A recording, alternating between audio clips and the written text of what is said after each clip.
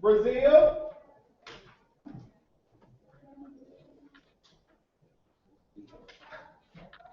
Bolivia, Bangladesh. No Bolivia, no Bangladesh. Angola.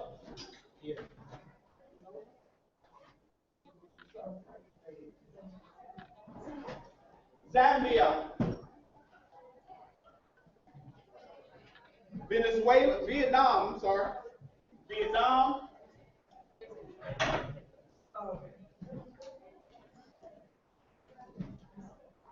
Venezuela, Uruguay, United States, United Kingdom, Ukraine,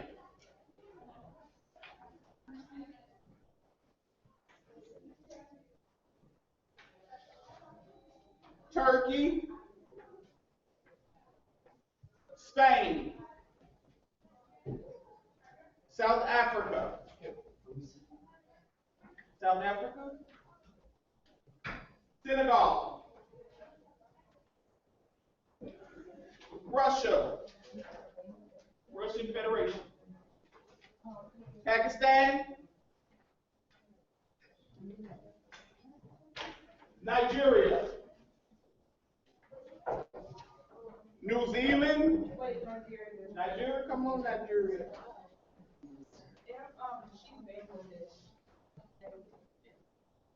New Zealand, Morocco, Mongolia, Mexico, Malaysia.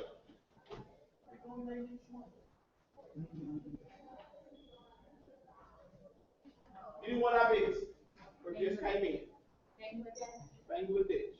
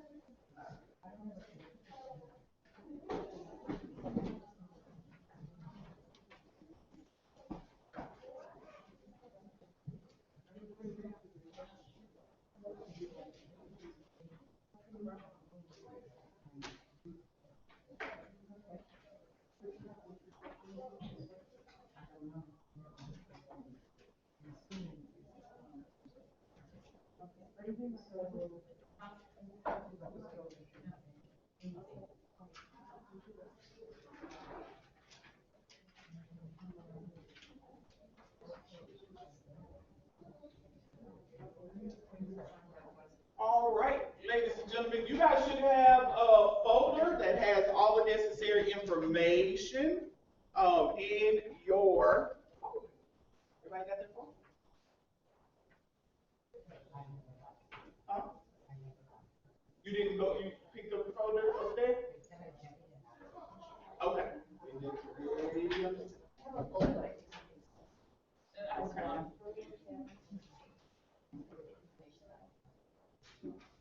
What do you mean?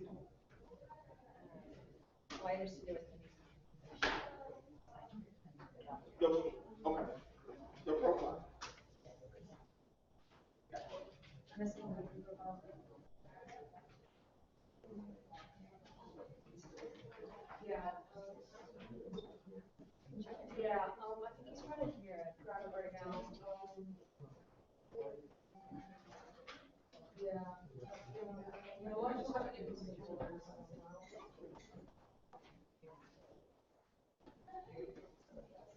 We'll get started shortly. We are having technical difficulties. Yes. Look at, we're waiting for a computer. Look.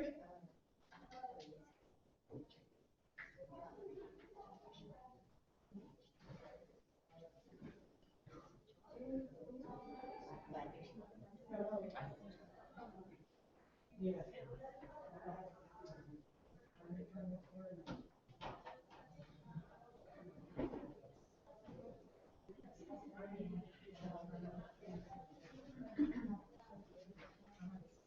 Does everybody have access to an electronic device that has the internet?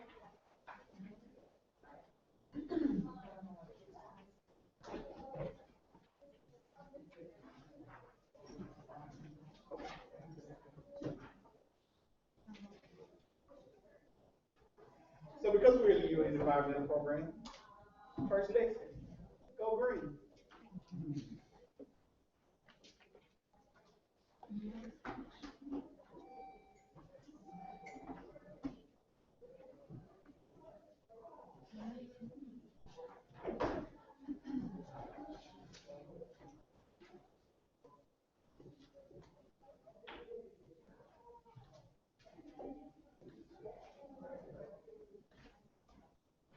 The dot for Yeah.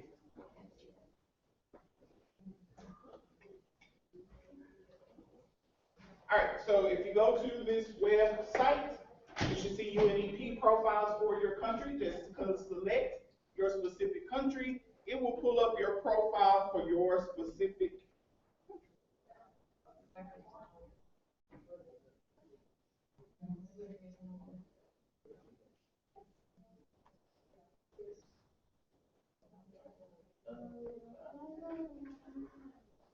it says not found.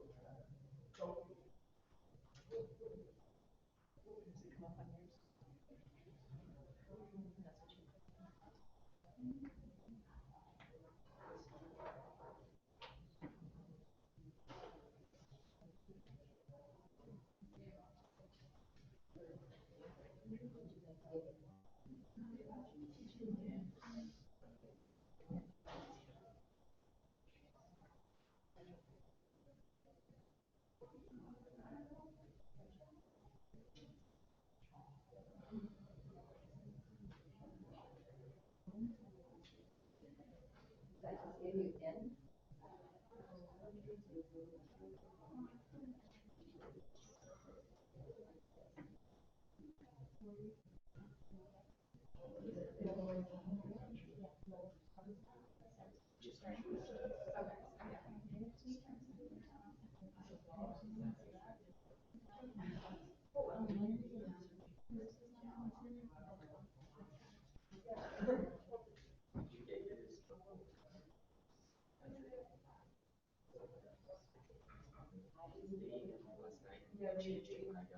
Yeah, they emailed us.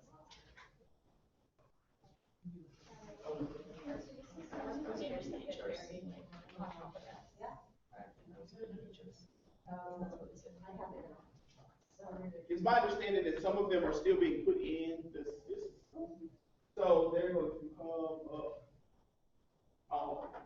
We definitely have them between now and. So where do we go once we have that up? I'm sorry. Then when we get that, where do you want us to go next? I'm not sure. It should have the committee names there. Yeah. Yeah, so go into the committee specific folder. Should have the country profile.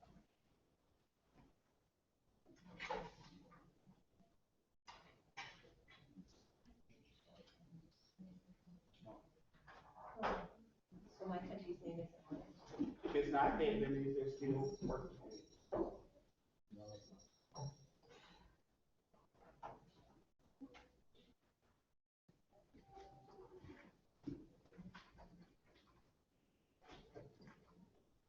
Can you tell us the format of what we're going to do? I am 2 seconds to get it set up. We'll go over all of it.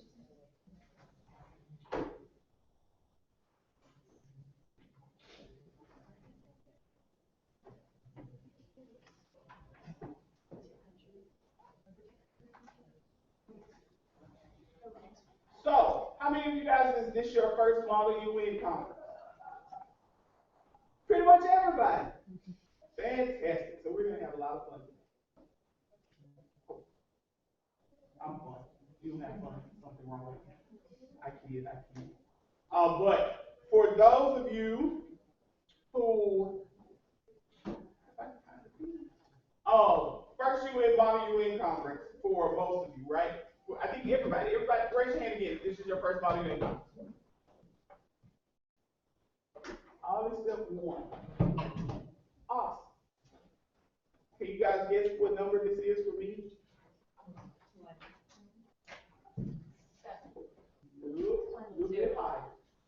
A little bit higher than 30. Jesus. 32. Close. 31. 33. 33. This is my 33rd Model UN conference. Both as a staff member and as a delegate.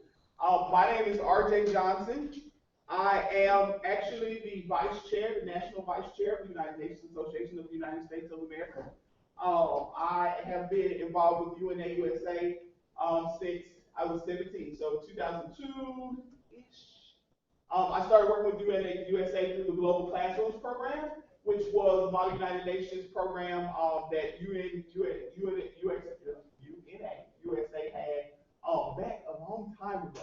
And I started off as an administrative assistant. At my first conference I went to in Atlanta, they were asking for applications for this conference in New York. And I was like, I want to go to New York. Let me apply for this conference. So being from the South, I'm from Louisiana, originally born in Memphis, was from Louisiana. And being from the South, there's not a huge exposure to Model UN and to the international relations field. But being that I went to an actual high school for international studies, I was already exposed to the United Nations through my school for international studies in high school. And in high school, I took Japanese for 3 years. I had the opportunity to take Japanese for 3 years and go to, in Tennessee, what we call the Governor's School for International Studies, where I had the opportunity to get into the United Nations Model UN thing for the first time. My first country ever represented was India. And I represented India in our General Assembly and became the General Assembly President for the Governor's School for International Studies. And it was a lot of fun. So that was done at the University of Memphis. And I spent 4 weeks with some of my closest friends from all over the state of Tennessee. I call them my closest friends now. I never knew them when I came, but by the time we left, we were very good friends that I even keep in contact with today. So as we go through, one of the things that we pride ourselves on with IGMIT is that IGMIT is not a competition conference. This is a conference that's a learning experience for folks. And so I don't want anyone to be intimidated by me speaking. You know, this is a safe space. You're representing your country. You're representing what your country believes in. And so all of those things are going to come into play here. There's an opportunity for everyone to speak about what's going on with their area. What's our topic for today? Climate refugees. What does that mean? Anybody? What is a climate refugee? People displaced due to natural disasters. Okay, fantastic. Anybody else have any comments on that? Absolutely. And so we're going to get to, in just a little bit, we're going to do a presentation. Let me know when you're ready. About, and that's going to give you a little bit of background information as we go through today. I do know that we're working on the final profiles, and you guys will be able to see those profiles. It's very tall stuff sometimes. You'll be able to see those profiles and develop your country's initiative as we go through the day, and what you guys believe that as the body of the UNEP, we will make the decision on how we go forward. What will our recommendations be on how to end the suffering of climate refugees? What will we look at as opportunities for us to better develop that program? If at any time you guys have questions throughout the process, please don't hesitate to ask. If you need points, if you have points of motions on things like that, we'll go over those as we begin general debate. At this point in time, I'm going to turn it over to our wonderful Special Policy Advisor, Ms. Andrews, so she can introduce herself to you guys and give you kind of a briefing on where we go from here and what climate refugees is all about.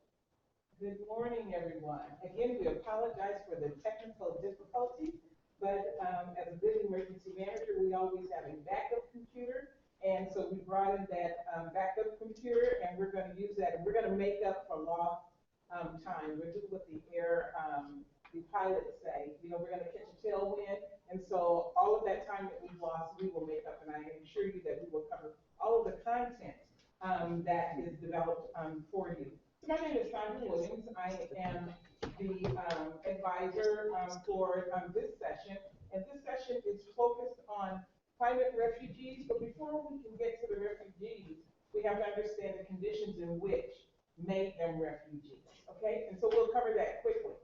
So the topic for ICMOD really is the global goal is climate action. So the focus is on climate action, and then we're going to take a journey. So our agenda, we're going to look at the correlation between climate change, climate action, and refugees and migrants. So some of the terms, there are a lot of terms that will be used. I want you to be familiar with the terms. So UNEP, United Nations Environment Program, UNHCP, United Nations High Commissioner for Refugees, and then refugee, as we define it, and this is defined in its brevity, and that's someone outside of their country of origin. Migrants leaving for reasons other than persecution. IDB, internally displaced people. Camps, temporary place where those who escaped can live for a limited time. I'm going to focus on limited time. That is the intent. Settlements, establishment of new communities in other states or countries. So those are some of the acronyms and some of the terms. So climate change. Climate change is induced. It induces displacement. And induces displacement because with climate change, what happens is there's an effect on the physical environment and the climate. And that effect has to do with droughts and environmental degradation. Also, too, we're looking at high temperatures in water and in air, also as acidity in the sea. And we're going to talk about this a little more in detail. We look at contraction of the snow-covered areas, melting of sea ice. We also look at the weather-related natural hazards and disasters that occur, such as cyclones, hurricanes, mudslides, and flooding. We look at the conflict and some of the social upheaval. All of this is part of climate change when we look at and assess the causes, and that is scarcity of resources. So I wanted to share this with you because there's a lot of conversation about is climate change real or not? So there's a public perception, and that perception is the public thinks that 55% of climate scientists agree on global warming. In reality, 97% of climate scientists believe in global warming. Hence the science for that. So climate change is hitting our developing countries the hardest, and it hits the poorest of those within those countries. And they are affected by droughts, floods, rising sea levels, extreme weather, food shortages, property destruction, and deaths. So climate change, let's take a little closer look at that. I wanted to illustrate this. There are many slides in which we can put narratives to, but these are the effects of climate change. We have severe weather, huge hurricanes, F5s, okay, that bring about massive destruction. Glacier melting, drought, sea acidification, floods, okay, rising sea level and floods. So climate change can bring about many disasters. And I have shown you some of the pictures in terms of those disasters. And whenever we have disasters where we affect the environment, we have to affect the people in the environment. So there are risks and vulnerabilities that are associated with climate change. And Ban Ki-moon, who's the United Nations Secretary General, stated that the more governments, UN agencies, organizations, businesses, and civil society understand risk and vulnerability, the better equipped they will be to mitigate disasters when they strike and save more lives. How many of you guys agree with that? The more we understand it, the risks that are please just show your hands. Yeah, the more we understand it, we can better mitigate it. We can establish plans to reduce the effects of loss of property, loss of lives, loss to the environment. So climate refugees, the UN recently passed a resolution, and the theme of that resolution is together, respect, safety, and dignity for all. This focus is on the refugees, us working together to come up with plans to address the refugees, the respect that we have to give to them, the safety that has to be provided as they move across borders, and the dignity that has to come along with that. So climate refugees, you heard Andrea speak earlier, and she covered quite a bit, and so some of this may be redundant, but it is useful. And that is 22 million people on an average are forced to flee.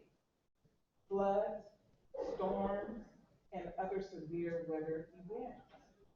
That equals 62,000 people a day. That is a lot of people who are affected. I wanted to put a face to the refugees and their path to travel. As we look at this, and remember we talked about the safety, right, and the dignity. When we look at this, they're fleeing. They're fleeing all over the world. We have refugees who are fleeing for various different reasons, disasters, war.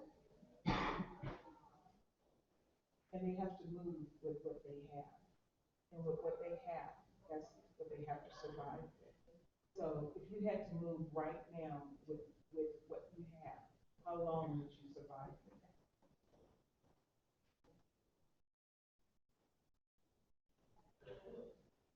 And this is the human side of what we talk about. We talk about climate change, we talk about the environment. But this is the human side of the effect. So, the Earth's climate is changing at a rate that has exceeded most scientific forecasts. Some families and communities have already started to suffer from the disasters, and we saw pictures of that. The consequences of climate change is forced populations to leave their homes in search of a new beginning. Displacement statistics, Andrea talked about this.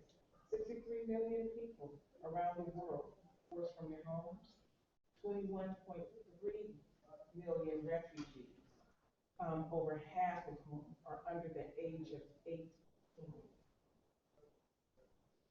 There are also 10 million stateless people who are denied nationality and access to basic rights when they reach a destination. There are 34,000 people who are forcibly displaced every day. So I put this graphic up because the statistics that I just gave you is reinforced by this graphic. So there's a mass exodus. People are leaving. People are on the move. So the United Nations High Commission for Refugee Teams are working all over the world to provide aid to those who are in need. These are some of the countries that are affected: Burma, Iraq, the the Democratic Republic of Congo, Eritrea, Somalia, Bhutan, China, Afghanistan, Syria, and there's some that are not mentioned, such as the Honduras, such as Guatemala. So there's a migratory route, and we're going to talk about a specific population of refugees. So as you can see, they're moving, they're coming from different places within the globe. And as they're moving, they're trying to get to Europe, okay? The European Union. So we have the Eastern Mediterranean route, the Central, are you guys able to follow this? The Central Mediterranean route, and the Western African route. And we'll take a deeper dive. So the African refugees, the migratory route, they are coming from Somalia, the Democratic Republic of Congo, and you can see this. And as they move, they're going through the Sudan, and they go through Libya, and they are crossing the Mediterranean to get to Italy. And I'll show you some others. So the Middle East refugee migratory route, this is their path. As they're leaving Syria and Afghanistan, they're moving through Greece, Serbia, Hungary, trying to get to Germany. Okay. So UN policies are based on human rights. Because as I told you, they have, I shared with you earlier, there has to be safe passage. There has to be basic human rights that are extended to them. And we're finding that that is not the case. So the Human Rights Council has recognized that climate change related impacts have a range of implications, both direct and indirect. Human rights obligations and commitments have the potential to inform and strengthen international and national policy making. You guys are going to explore some of that today. We are reminded about the importance of applying a human rights-based approach to the global response. The UN actually has a resolution about this. So a refugee definition. The question was asked, who are refugees? What's the definition of that? And that is owing to well-founded fear of being persecuted for reasons of race, religion, nationality, membership of particular social group, or political opinion, is outside the country of his nationality and is unable or owing such a fear is unwilling to avail himself of the protection of that country. That's the definition of a refugee. So refugees challenges. As they're moving, the challenges are they have limited and scarce resources. Food is not available. Water is not available. And housing and or land in which they are seeking, that's not available. They have travel fatigue. The children, 50% of the children are under the age, 50% of the refugees are under the age of 18. And they've lost both of their parents. They're traveling alone. They've lost their homes, schools, jobs, and their identities. They walk miles every day trying to get to their destination. Some countries that they pass through are not even allowed to pick them up and to take them to the next one. So there's a difficult process as well at the camps once they arrive, and also when they're trying to settle. There's failure with integration policies. When they arrive, the policies that they think are in place are interpreted differently, and it causes confusion, disappointment, alienation. Countries can't manage this large influx of people, so they begin to bar them and try to keep them out. Government policies on migrants and refugees vary from country to country and state to state. Countries refuse to accept them, and oftentimes, as I told you, put up barriers. Some put up barbed wire barriers, gates, fences, and sometimes refugees are subjected to abuse and violence. So the living conditions, when we look at the living conditions that they face, and let's talk about the youth, this population. When we look at the living conditions, they have limited water. And remember, when we are talking about children and youth that are traveling by themselves, they have to fend for themselves. They have limited water, food, sanitation conditions, education. Most of them don't even get a chance to go to school when they've reached a destination. And they're out of school for years because it is not available to them. And there are security issues. There is little to no electrical power when they arrive to their destinations. 8 to 10 refugees collectively may live in a 10 by 10 concrete or mud dwelling. Refugees are crowded in shelters. They must prepare their own meals. They have to go and get their own water. And they have to store their belongings and their rations in the place in which they are housed. Health conditions. There are health conditions that are untreated. Malaria, diarrhea diseases, upper and lower respiratory tract infections, urinary tract infections, and other gastric disorders. Refugees are desperate for mental health services. You're fleeing because of a disaster and or because of civil war. That's trauma. You have to move across the border not knowing where you're going. That's trauma. You've lost your family members and everything that you know along with your identity. That's trauma as well. So these are some of the negative effects of the human rights violations that are noted with refugees. Human trafficking of refugees. Kids are kidnapped. Women are kidnapped. Child rights violations. Physical assault. When they're going out to get just simple things like water or either wood to start a fire so that they can cook or keep themselves warm, they may be abducted. And when they are, guess what?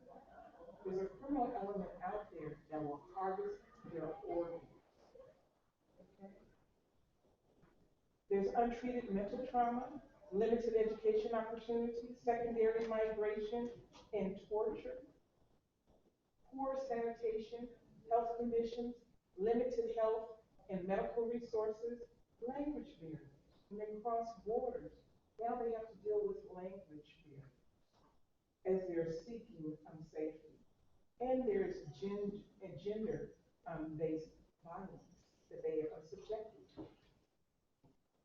So the unaccompanied child refugees, there's a report that has come out in the European Union where 10,000 of the refugee children have come up missing. They don't even know where they are. They're registered, but they cannot account for them. And they fear that there's a criminal element that may have abducted them and have started doing human trafficking. So the settlement issue. There are over 134,000 refugees for consideration by resettlement, meaning that they've applied and they're trying to find a country in which they can settle with. As I told you, all policies are not the same for all countries, and sometimes they meet disappointment. The policies are interpreted different than what they knew it to be.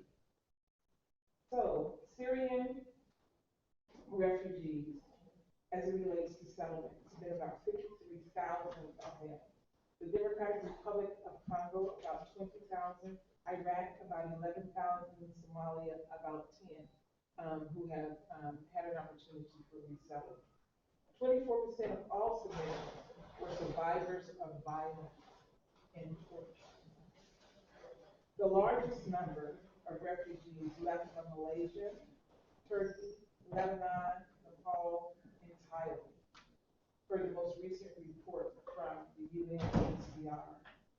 I wanted to share this with you as it relates to the refugees. This chart depicts where you see the stars. Those are the countries who have accepted refugees for settlement.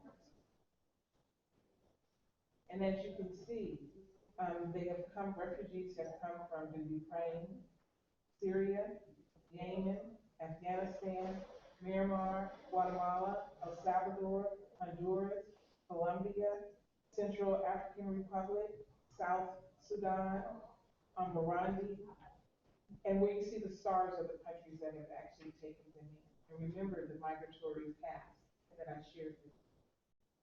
So migrants offer a greater potential. Refugees and migrants sometimes are seen as unwanted, but they offer great potential. And the United Nations Secretary General Ban Ki-moon said in an opening address to the summit, we must place the human rights of all refugees and migrants at the heart of our commitment. So what does this actually mean? That is, we have to engage in protecting the planet, looking at sustainable development goals. And there's a call to action. Call to action for every country and every individual. Every country needs to work through the United Nations framework, the Convention on Climate Change, and keep climate promises. Whether that is funding, whether that is reducing emissions, greenhouse gases, they have to keep their promises. We can save our planet if we act now. Countries act now, collectively, individually, and commit to doing so. And we can protect the planet for future generations. So most recently, there's a Paris Agreement. That Paris Agreement came into effect last December. And it was actually signed off on 195 countries agreed to participating in climate change and climate action by lowering the global temperatures to well below 2 degrees Celsius, which is about 35 degrees or so Fahrenheit. This feat requires the global economy and national to transform. At the United Nations signing ceremony in April, 175 countries signed off on this in a ceremonial process. They agreed that they would come together to make a difference and to take action. I wanted to share this video with you, but I'm not quite sure. Let's see, looks like I'm on lunch. So we'll keep going. So the Paris Climate Agreement, these are some of the key points of the Paris Climate Agreement, and that it addresses lowering temperatures, it addresses finance, it addresses deforestation, it addresses emissions and the emissions objectives, burden sharing, review mechanism, meaning in 5 years they'll come back and they'll look and they'll review their efforts, each one of the countries, and it addresses climate damage. So there's a New York Declaration that was just introduced to the UN. And in the New York Declaration, it states that we will do a better job in caring for the refugees it engages all countries to do so, accepting refugees, caring for them, and providing the necessary resources that are needed for them. I want to thank you for listening, and we will transition to the next session of the climate action. Thank you. All right, any questions? Questions, guys, questions? Anybody have questions? No questions? Yeah, I have a question about the New York Declaration. What year was that? This year, 2016, And that's sponsored by, UN, United Nations High Commission on Refugees.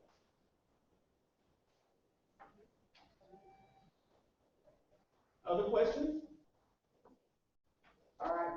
So flexibility is super important when you're dealing with United Nations stuff. I have to be super flexible. So I'm going to ask you guys to be super flexible for me because we're going to do a couple of things.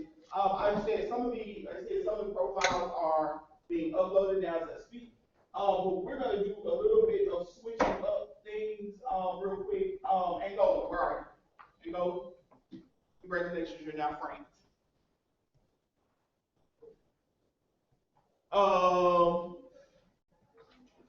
Vietnam. Nope, not Vietnam. Vietnam. Nope, not Vietnam. Bangladesh. Bangladesh, okay. And Malaysia. You want to stay Malaysia or you want a new country? I already chose. Did you say what you want to do? You want to stay Malaysia? Are you sure? Okay, we have to read that here. They have one. They got theirs. Mm-hmm. Yep. And their profiles are already in the system, correct? You have your profile. So yeah, so check your profiles. These countries have profiles that are already in the system, so that's why I'm going ahead and move you guys there. And then the other ones I already gave, they're already doing as priority. So Bangladesh, what's Bangladesh? You are now Spain. And anybody else, their profile was not on. Okay, your profile was not in. No, Egypt is being worked on. China is being worked on. Vietnam. You're now Turkey. Mexico is being worked on. The profile is it? Did you go to the website? Yeah, go to the website. I think it's there. Pretty sure it's there. So what we're going to do before we go into debate, and I want you guys to, for those of you who have your profiles, what we're going to do now is kind of what we would call in the modern world introductions to policy. This is going to be an introduction to what your country believes, and it's the first opportunity for you to speak, and it's something that is normally not done in the competitive world, but I think it's important for you guys to know, particularly when we're not doing a 3-day Model UN session, where your country stands. So you'll know who you want to talk to in regards to resolution building those causes that we're going to talk about in resolutions before we get into formal debate. So we're going to follow the program, as it says in church sometimes. We'll follow the program. And the first thing we do, if you guys have probably noticed, is your placard has some nifty information that helps you follow along with the process, and helps us as far as the rules. So if you have any questions, we're going to go over the rules a little bit, just so you guys understand anything that you may need in those rules. If you need help with, feel free to ask. If you have any questions for the rules, we're going to go over those before we go into formal debate. I have a question about introduced business. Yes. So I don't see how they're different. The background guide is the same everywhere. What's happening is the profile for the country is being written. So that's one of the ones I know is being written. It's not there yet. Oh. Yeah, it's good. I've been told I put it on priority, which is why I changed it. So that's why it should be here It should be there before lunch. But we'll hopefully have them before we get through with the introductory speeches. So they are corresponding with me as we speak on those. So once we start, guys, once we go through this committee procedure, I've already basically introduced myself. Again, I'm RJ Johnson. I have the honor of chairing this committee for the 6th evening. So we're going to have as much fun as we can. It is extremely fun. So if you need anything to be during that time, during our time together, have any questions, feel free to come up. So first off, can anybody tell me what a speakers list is? Right in front of you. Raise your hand so I see which country you have to. Brazil. Where you ask if there is anyone who wants to go to speakers list and then you select the position. Right. So as soon as I open up formal debate, we will establish a speakers list. That speakers list will be able to debate on the topic at hand, and we will, we will go from there. And we'll be able to hear various positions, various thoughts from those countries being represented. Resolutions. Anybody tell me anything about that?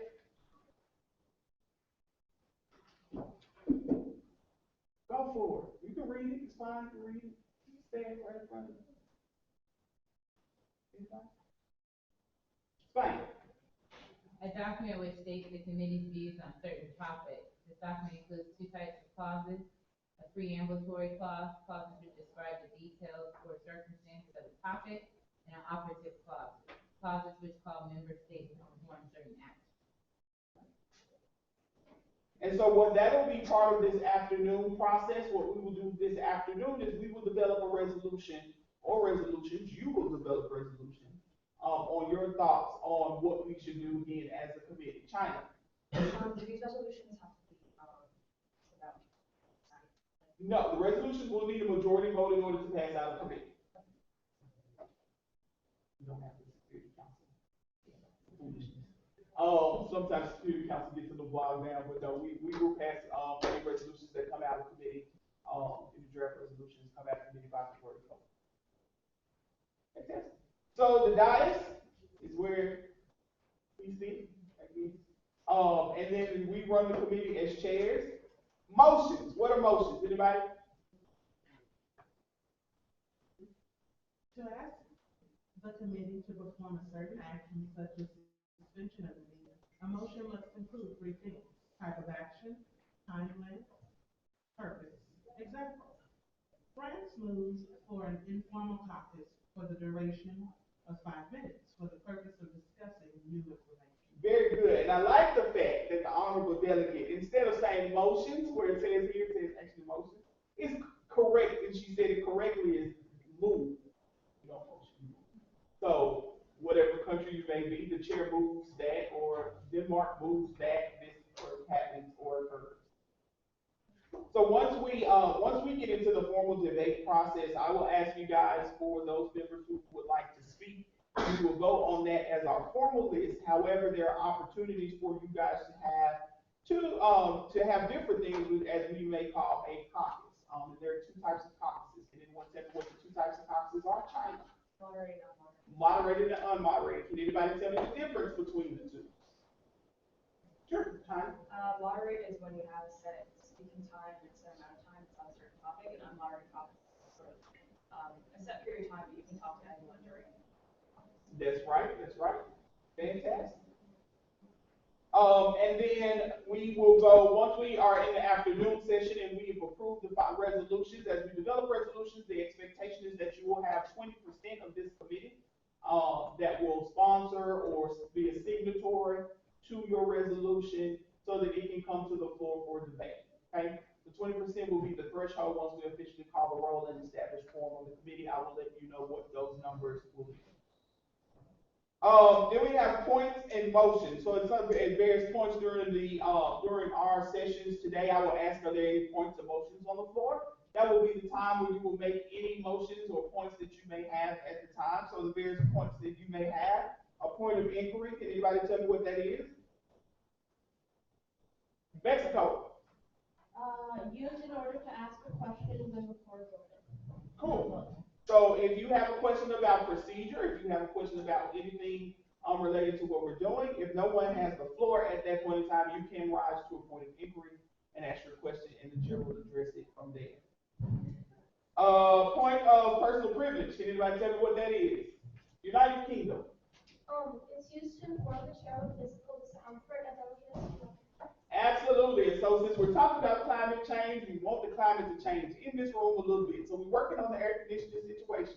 We don't want to, we're paperless and they're working on this climate situation for us. We So, want you to feel the full effect of global warming. yes, yes. So UNEP, we're living our committee right now. So that's great. A lot of people sometimes use point of personal privilege to go to the restroom. You do not need to do that in committee. We don't want to have to deal with that. If you need to go to the restroom, please go to the restroom and promptly come back, okay? Can everybody tell me what a point of information is?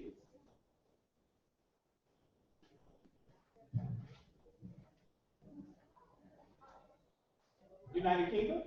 Questions asked by delegates and the speaker yields time to points of information. Sure. So at some point we may have, when we get to the resolutions, we will talk about those resolutions. You may have questions on what the clauses mean in the resolution. What is this supposed to accomplish? And so if we have time while those sponsors are explaining the resolution, that person or team of sponsors may open the floor to points of information. And at that point, you may ask whatever questions you have related to those draft resolutions and what we're considering at that time. And adjourn. We won't do that until the very end, before we go into closing ceremonies. But yeah, so those are the primary points that we will use throughout our time today. So does anybody have any questions in relation to the rules? Fantastic.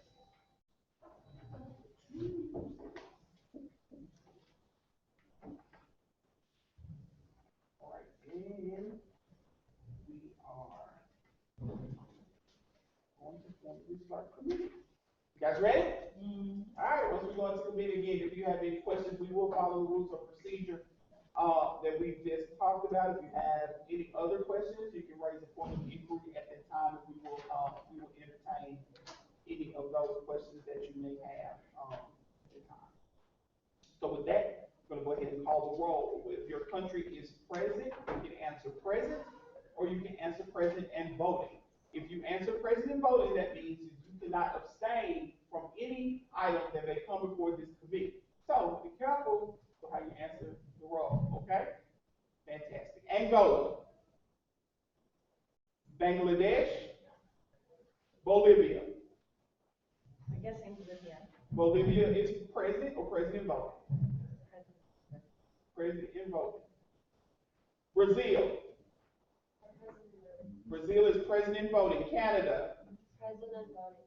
Canada is present and voting. Chad. Chile. China. President voting. China is present and voting. Cuba. Cuba. Cuba is present. Denmark. President voting. Denmark is present and voting. Egypt. Present. Egypt is present. Salvador. El Salvador. Ethiopia. France. Present voting. France is present and voting. Germany. Germany. Germany is absent. Ghana. Ghana is present and voting. Ghana is present and voting. Haiti. Haiti. Oh, present voting. Haiti is present and voting. India. India. Indonesia. Italy. Japan. Jordan. Kazakhstan. Lithuania. Malaysia. Malaysia is present and voting. Mexico. President voting. Mexico is present and voting. Mongolia. Morocco. New Zealand. Nigeria. President. Nigeria is present. Pakistan. Pakistan is present. Russian Federation. Russian Federation is absent. Senegal. South Africa. Spain, Present. Spain is present. Turkey, Present. Turkey is present. Ukraine, United Kingdom, President voting. United Kingdom is present and voting. United States, United States is present and voting. Uruguay, Venezuela, Vietnam, Zambia. 2 seconds.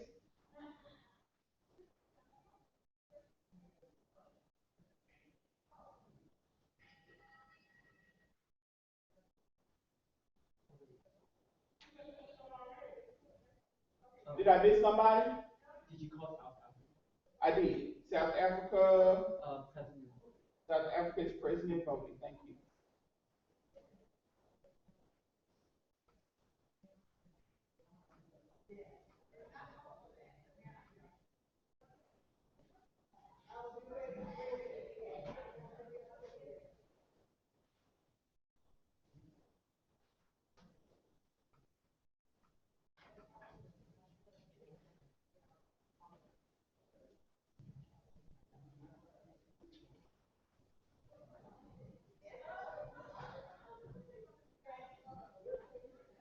All right, ladies and gentlemen, we have 19 members present, therefore the majority will be 10. 2/3 majority will be 12. 20% of the committee sponsors and signatories will be 4. So in order to get a working paper into its proper form, you'll need 4 sponsors or signatories to sign off on that paper. Anybody have any questions? So that means we need 10 votes in order to pass any item, procedural motions in committee. So with that, are there any questions again on any of the policy items or any of the things that you've heard so far? Raise your flag so I will be able to recognize you. Brazil. Could you explain like president voting? Like what it means? Sure. So during president, because you've answered president voting on any substantive matters that come before the committee, you will not be able to abstain. You will have to vote yes or no. Yep, absolutely. Egypt. What would be the advantage of president voting over president? Well, there's not necessarily an advantage to it. It could be a detriment to some countries. When you do president voting, some countries may want to abstain because they don't want to upset an ally. And so, if you do president voting, that means you have to vote yes or no. And so there's an opportunity. And if you said president voting for this first session, it's okay, and we'll keep it as that because we won't be voting on anything substantive during the first session. I'm going to delegate from China. Sort of as an explanation to that question, if you're a president voting, that means when a solution is put out, they have to convince you in order to get that resolution passed, especially if there are not many people in that committee session. So it's more of an advantage if you want to have your voice heard and you want your opinions to be actually validated to get a resolution. Good point. I'm going to delegate from Spain.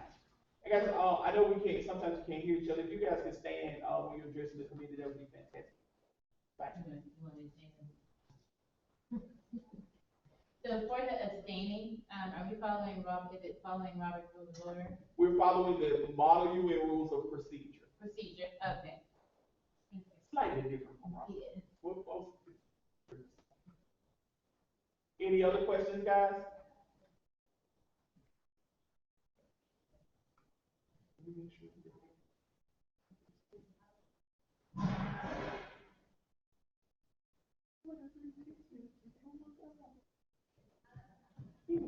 All right, with that, UNEP first session is called to order. At this time, the chair will open the speakers list as we have only one topic to debate, the topic on climate refugees. With that, we won't need a motion necessarily, so we will consider that the topic. Is there any objection? Seeing no objection, so ordered. At this time, the chair will open the speakers list for formal debate on the topic at hand. All those wishing to be on the speakers list, please raise your placard. South Africa, Brazil,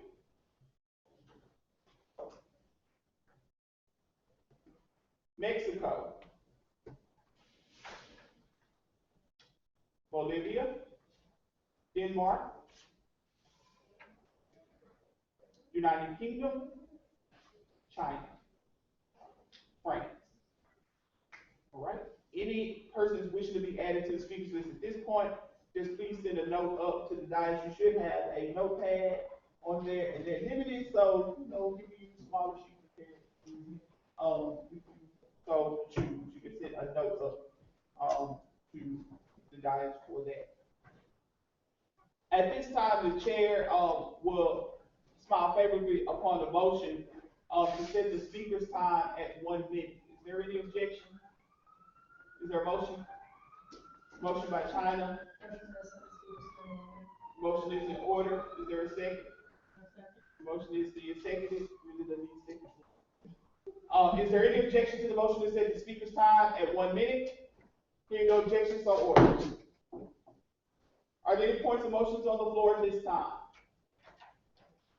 Seeing none, we will go to the first speaker on the speakers list, the honorable delegate from South Africa. Should I go? Either one, you can come up or you can do.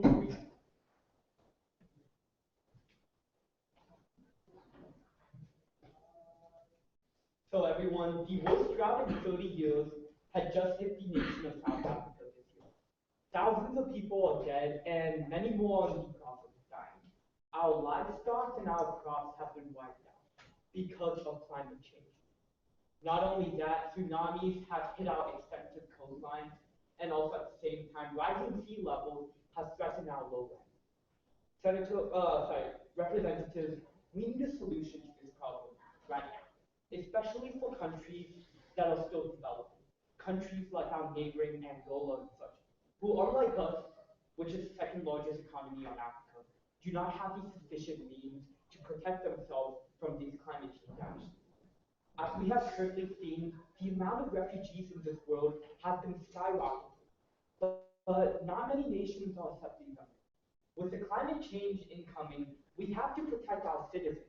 By leaving them to the weather and allowing them to be subject to the harms and ills of this world will only create more climate change refugees. Refugees that will have nowhere to go, no money to spend, and at the same time, no home to call their home. Which is why today, I urge for all of you all to stand with me in urging the United Nations to create a separate assembly or governing body to lend money to these developing nations to protect their citizens. Thank you. Thank you, honorable delegate. Guys, when you have about 20 seconds, I'll lightly tap, just so you know you have about 20 seconds, and then I'll just tap on that. Thank you, honorable delegate. Thank you. Chair recognizes the honorable delegate from Brazil.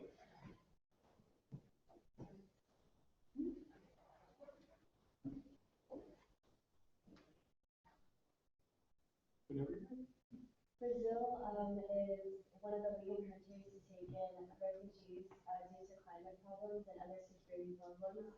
And it's essential that we help countries like Brazil and give them money so that they can use this money as a resource to help the people that are coming into their country. They also have a lot of natural resources, so it's important that we help them do our part to help protect their natural resources so that they can provide for all the people that are coming into their country and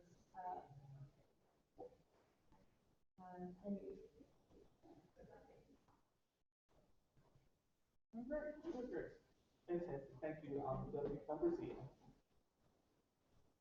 Are there any points of motions on the floor at this time?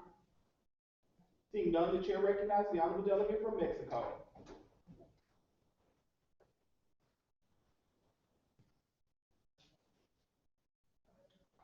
Thank you, Honorable Chair and fellow delegates. The delegation of Mexico understands the issue of climate refugees and believes that actions and plans like climate laws and prevention of greenhouse gas emissions must be set forth to minimize this problem. A major issue with climate refugees is that the displacement of people from their homes and the scarcity of essential resources like food and water. Upon seeing the issue prevalent in our country, we have adopted affirmative actions to address these needs.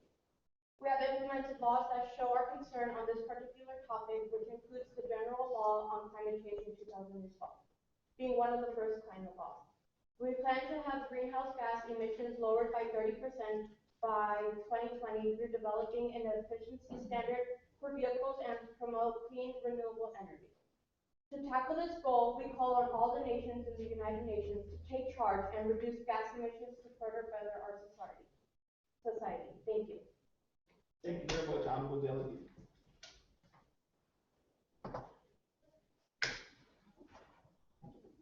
Chair recognizes the Honorable Delegate from Bolivia. Delegates, to remind you to please, if you want to be added to the speakers list, I know it's kind of crazy fast notes, just kind of lift your placard up and I'll just add you from here. Honorable Delegate from Bolivia. Bolivia is completely landlocked. The port that we had been using has been taken by basically Peru, which we now have a route to the ocean, but with deforestation and lack of ability to coast, we have this time 230 babies dying every day because of lack of care resources. The chair thanks the Honorable Delegate. Are there any points or motions on the floor at this time? Seeing none, the chair will actually entertain a motion for a unmoderated caucus for the purposes of the delegates getting to know each other and their positions on the issue ahead of us. Is there a motion? Is there a motion? I move,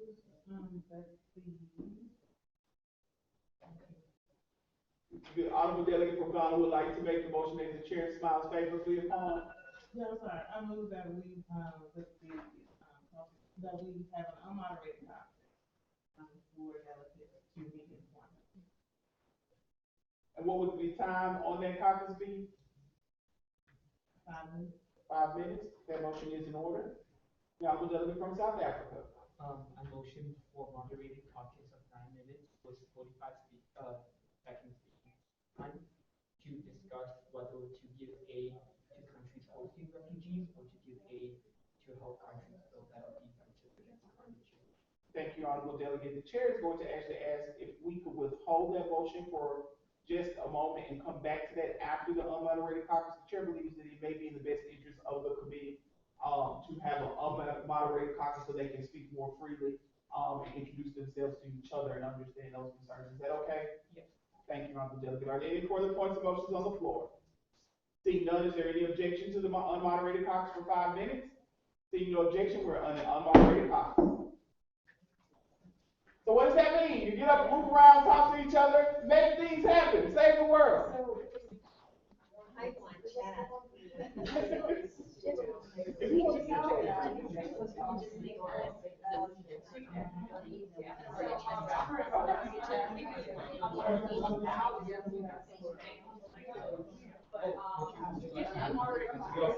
What are we doing right now?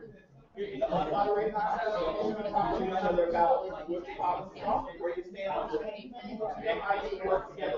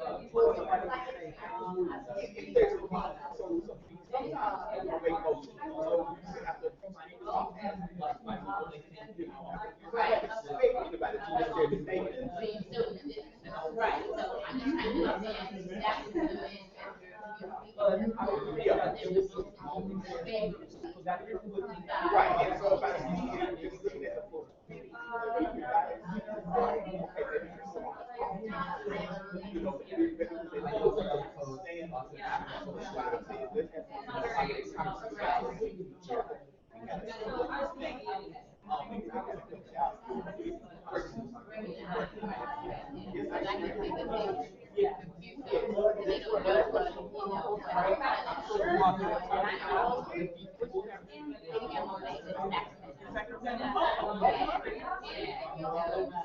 what's happening is the whole lot of everything is just Look, you gotta keep having people on speakers, so that's why we wait to get speakers.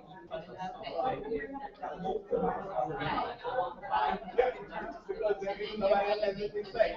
We don't have anything, we're going to voting block.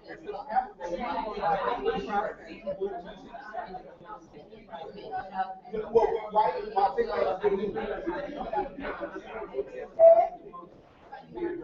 Right, he said you want to know, but you so,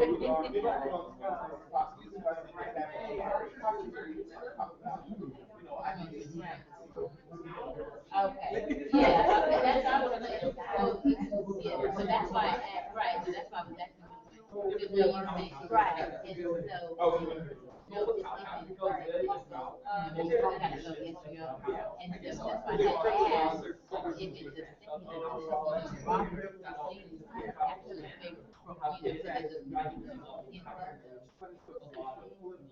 Robert, actually, right,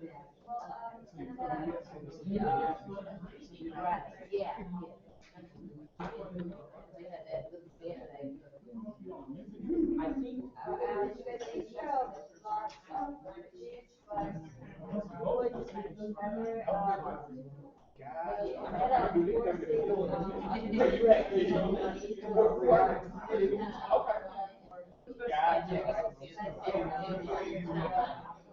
So we've done, you know, and I, you know, they coordinate, you know, it's like facilitate, you know, but you know, but I'm not, you know, all, you can't make a vote.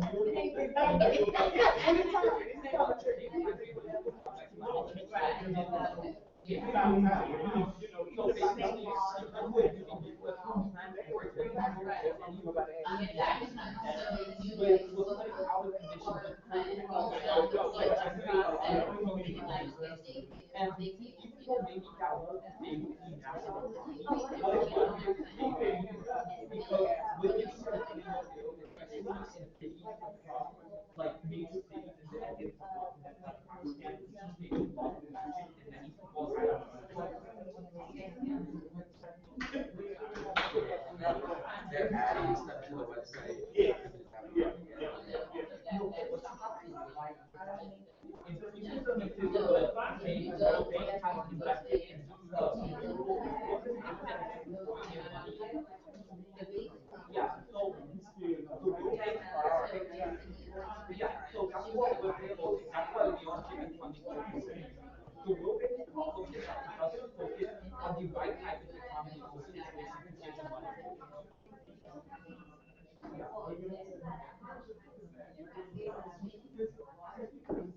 Delegates, the time for the unmoderated comments has expired. Is there any objection to extending the conference by 5 minutes? Seeing no objection, we're extending by 5 minutes.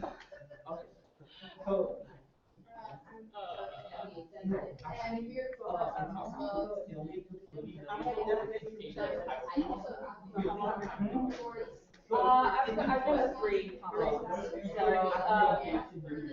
I would like to have a speakers list and take it like,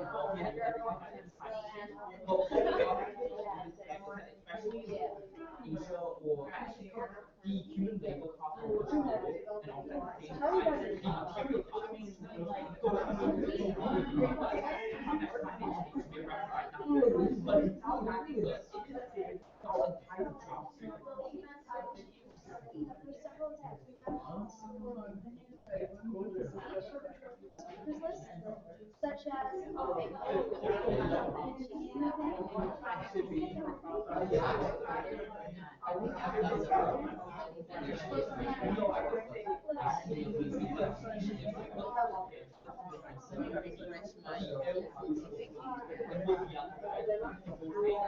I think that's why they're actually, they were like, well, they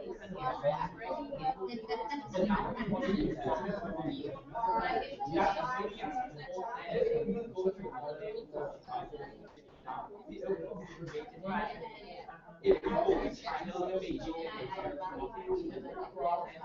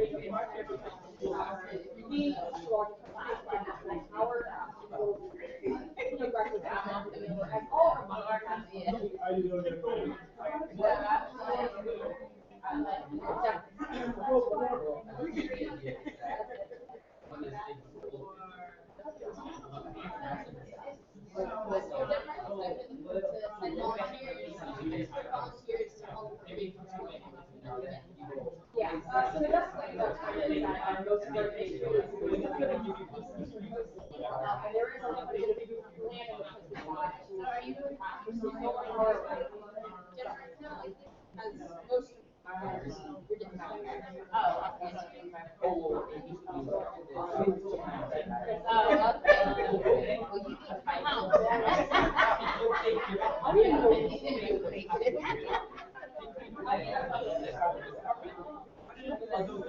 Right, yeah. Right, I understand. I can finish the whole term of my chapter with that gender migrant line.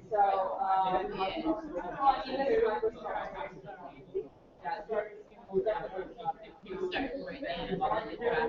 I was called over last year. I don't know if it's good or bad, but it's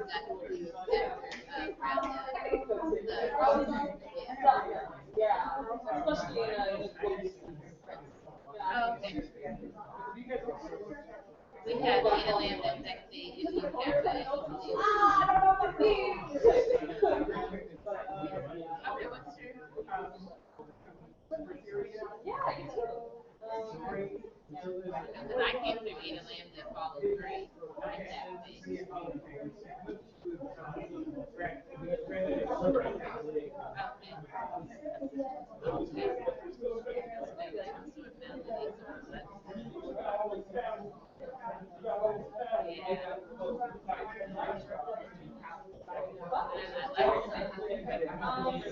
Oh, okay.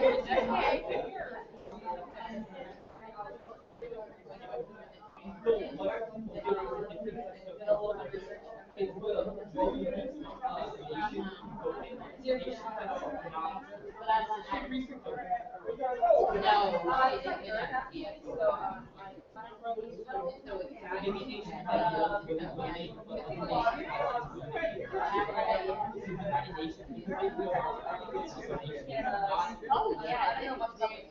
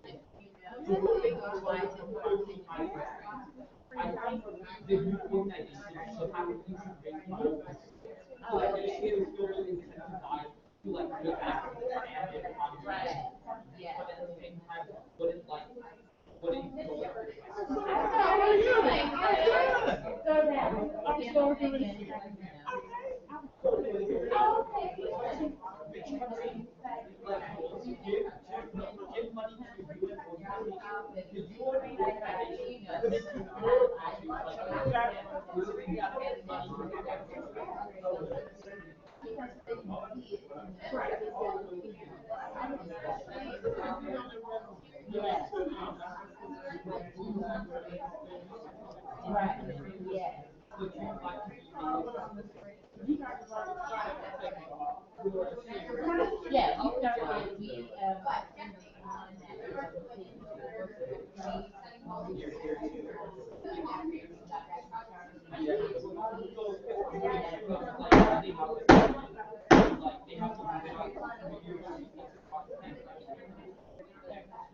we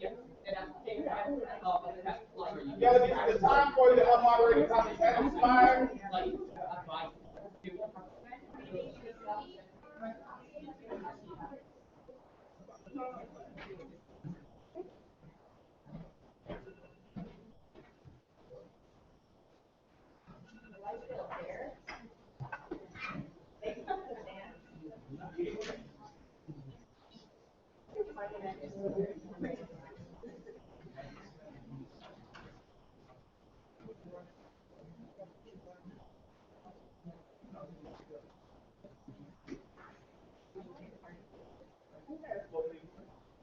I do have Olivia. Lily said I can contact her. But Anybody has a country that's not in the system yet? Chad, I like Chad because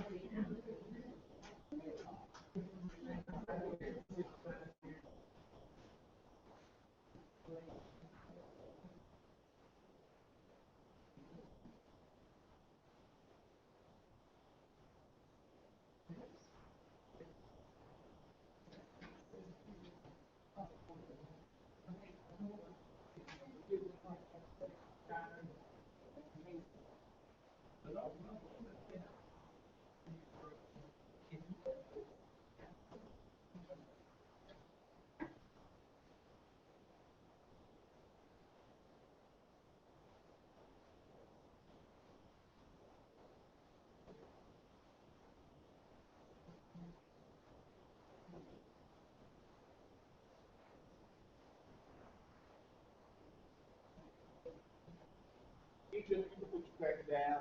China, you can put yours down. South Africa, Pakistan,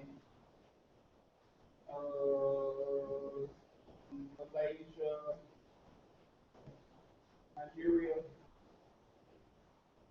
Haiti, Cuba, Ghana.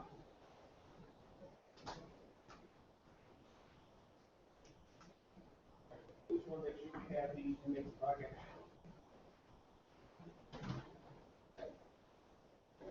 If your profile is in the system, raise your flag.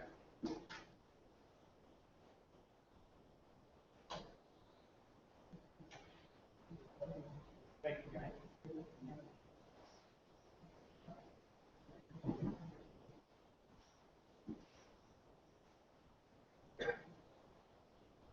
All right, so right now a list is coming around for lunch.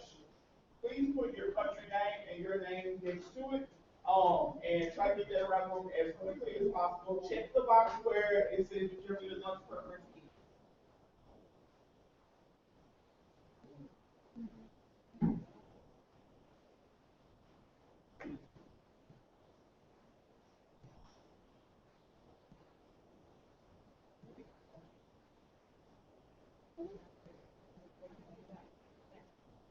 Are there any points of motions on the floor at this time? Please, the honorable delegate from South Africa. Motion for 6-minute moderated conference. You say 6 minutes? Yes. To discuss whether or not to call the compact climate change or to call the Duly noted. The honorable delegate from South Africa is moved for a 6-minute moderated conference. There are further points of motions on the floor at this time. The honorable delegate from China. It's not closed, so anyone that wishes to be added to the speakers list, you can be added to speakers list. Just come up or raise your hand. The 6-minute unmoderated conference is on the floor. Is there any objection to the moderated conference? Seeing no objection, we will go to a, China, was that an objection? Yeah, we'll go back. Okay, the honorable delegate from China has objected to the motion, therefore we will move to a vote. All those in favor of the moderated conference, please raise your placards. All those opposed, please raise your placards. Remember, guys, this is a procedural vote, so everyone must vote. All those in favor of the conference, please raise your placards. All those opposed? The motion passes. We're in a 6-minute moderated caucus. All those wishing to speak? South Africa. So, especially after Orban's death, what we've seen is that there's a surge in interest in protecting these refugees, but at the same time, no country is committing vast amounts of resources to actually saving them. So, creating more refugees and funding these countries that will shelter them isn't the solution. The solution is to combat climate change in each individual country so that there won't be these climate events. And the way to do this is, in South Africa's opinion, is by creating another organization like the World Bank. But instead of the World Bank, this organization will have a much lower interest rate, probably below 1%. And at the same time, only allow the money to be invested in these countries that they promise to use these on non-renewable resources, or at the same time to help combat climate change. Actions like combating drought. And if these fundings aren't used appropriately, the money will be confiscated back. We expect this money to come from richer countries, say for example like Denmark, who would donate and allow the United Nations to lend these money to developing countries and poor countries who are in need of resources. Countries like Pakistan, countries like Angola, countries who are currently unable to combat changes of climate changes because they have. Thank you. Now, this time is expired. No, this is time. Although the delegation from China recognizes South Africa's concerns, we cannot reverse the effects of climate change. Climate change already exists. And so we cannot reverse the effects of the things that already exist. Therefore, it is honorable to have, sort of try to combat climate change by reducing carbon emissions and other such as that. And we do recognize that these are necessary, and the delegation from China pushes to make more resolutions that would, combat carbon emissions and other things that would reduce climate change in general. However, the delegation from China recognizes that climate change isn't something that can be reversed.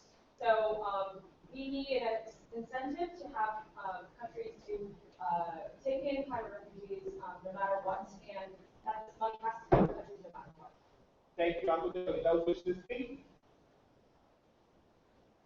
South Africa. So in response to China, we do agree that climate change is inevitable. There's going to be refugees. But what's great about passing just a resolution to help fund these countries to combat climate change is that by doing so, we're also bolstering their economy, and at the same time allowing a conjuncture resolution to say help the refugees. But what the delegation from South Africa is saying is that the premier focus right now should be on combating climate change, because we still have not reached that 2-degree Fahrenheit. So we still have time, and we should be using this time to quickly build up a renewable energy plan. Thank you, Honorable Delegate. All those wishing to speak, you guys, we're in a moderated caucus. What that means is that it's basically a round robin. It's an opportunity for anybody to give ideas or speak on anything related to the topic at hand. So, if you wish to speak, raise your packet. United Kingdom. So rather than funding specific countries in need of aid, the United Kingdom is truly in favor of financing programs that affect climate change itself and reduce emissions. So we think that financing these specific projects that will help reduce emissions, such as the greening of homes, or for example, we have a green investment bank which only funds investments related to environmental projects. So we think that these funds are to be allocated specifically to reducing climate change rather than to helping specific. Thank you, Honorable Delegate. All those wishing to speak? Brazil. I think Brazil, He picked up his stand, can't hear. Brazil believes that we should help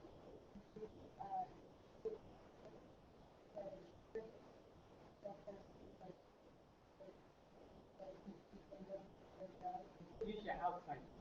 we need to help them, and we can't wait to help the climate change very long time, and help other subsidize Thank you, Honorable Delegate. Those wishing to speak? Egypt. So in Egypt, we have seen the firsthand effects of climate change, especially on our farmers, agriculture, and understand that it is very important to combat climate change and act against it. But you can also not ignore the vast amounts of climate refugees by solely focusing on one of the two issues, and need to focus on both mitigation and adaptation against climate change and not one single issue. Thank you, Honorable Delegate. Those wishing to speak? Denmark. The delegate from Denmark agrees with Egypt's position that we need to work to both mitigate climate change and to help refugees now. To help refugees now, Denmark proposes creating a program in which developed countries have, similar to the idea that South Africa brought up with a separate allocation fund, to help these refugees, creating camps, creating more efficient processes. And although Denmark specifically Denmark would also like to point out that the taking in of refugees is difficult economically for many countries, but creating programs in which experts from certain countries, Denmark has many experts in solar or wind power, and these experts can then help create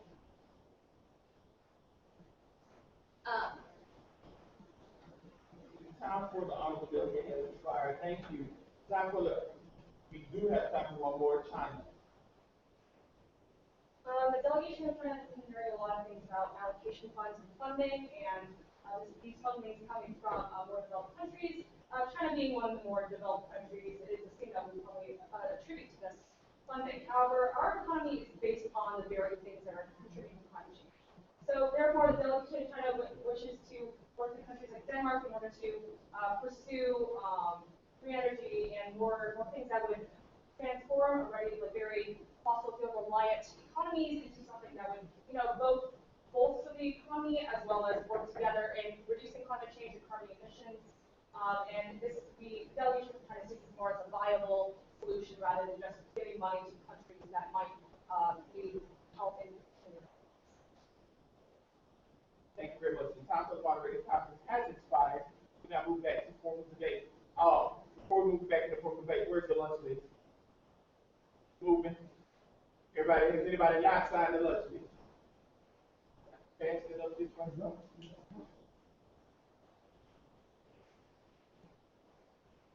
there anybody who would like to be added to the speakers list at this time?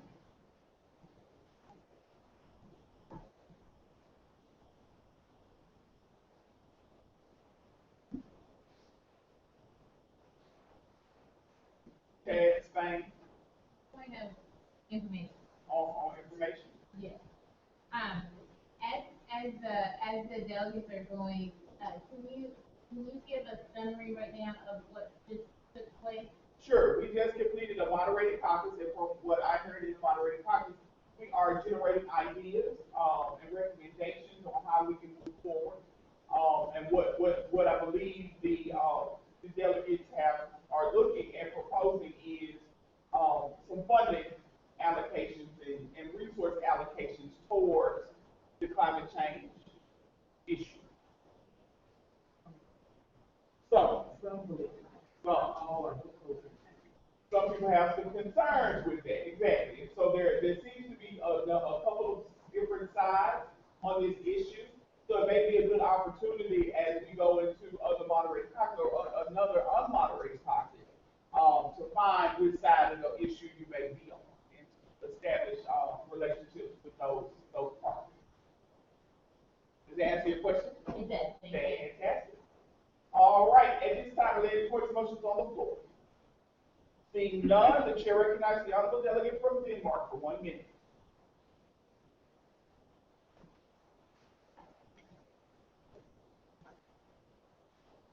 Thank you, fellow delegates and honorable chair. The delegation of Denmark fully supports initiatives to aid climate refugees, who are simply people driven from their homes through our own shared wrongdoing. Denmark has been strong supporters of refugee rights, as seen as in the 1951 UN Refugee Convention and the Danish Refugee Council. Unfortunately, due to the economic stress refugees place in the Danish economy, Denmark will not be able to take in thousands of refugees, despite wishes to do so. We instead advocate alternatives to prevent these natural disasters and provide immediate aid to affected areas, including creating programs which have for immediate response task force to provide disaster relief. Most importantly, we as countries of the planet must come together to really get to the root of the problem, climate change. Denmark is a leader of achieving climate goals and is well on its way to fulfilling its 2020 objective of cutting national CO2 emissions. It will be fossil fuel free by 2050. The delegation of Denmark encourages other countries to take up this fight as well and invest their money not only in renewable energy, but in a better world. I yield the rest of my time. Thank you very much, Honorable Delegate. Are there any points of motions on the floor at this time? Honorable Delegate from South Africa, to what point do you rise? Motion for May please rise. Motion for 5 minutes.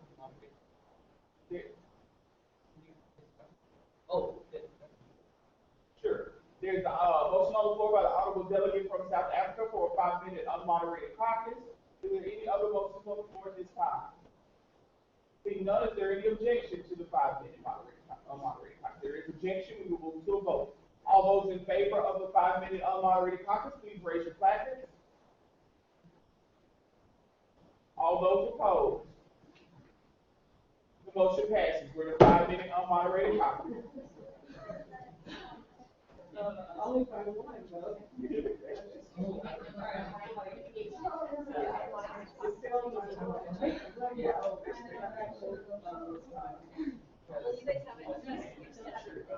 So I think everyone recognizes that China is a very big industrial power, and thus we have a lot of economies based on a lot of global. So it's very difficult for us because internally we have a lot of people accepting whether it's this.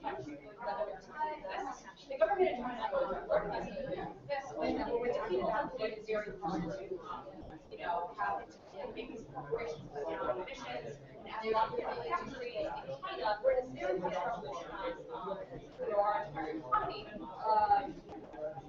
Work like at these issues. So China especially loves Denmark's proposal as sort of making our economy more green based and then gradually over instead of just cutting carbon emissions just like that, because that's obviously a very huge detriment to the global economy.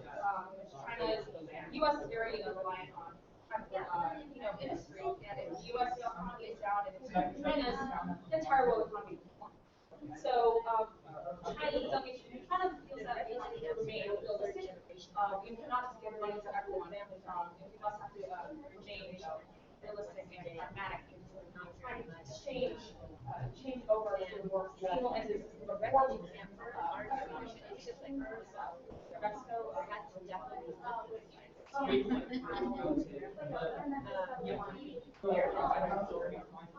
so a lot of, as I said, a lot of but nonetheless, we're excited and China to have solar power as a substantial. That's so China wants to do this. One of the things that incorporate one of these energy sources, incorporate into our economy. There's a lot of things actually going building and resources as we move on solar power systems and all together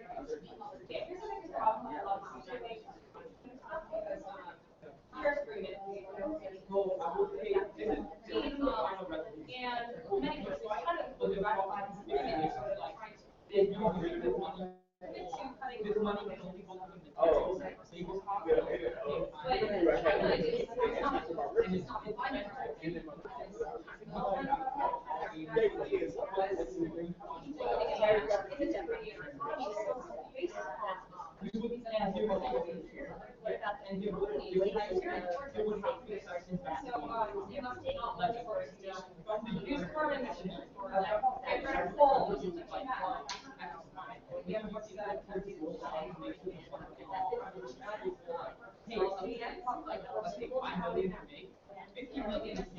Delegate, just as a reminder, as you were talking about those substantive issues related to our topic, we do have our senior policy advisor here. So if you need to talk about different ideas for those tasks, about what you might want to incorporate into possible language of a resolution or draft resolution, please feel free to approach the dais and speak on those things so that we can make sure that we are doing things that are reasonable and important. Approach you guys. Okay. We go first time about and Go ahead. Okay. And then so the topic would be the hour that we can think along. At the same time, there will be we're going to provide and all of the funding will come from the will be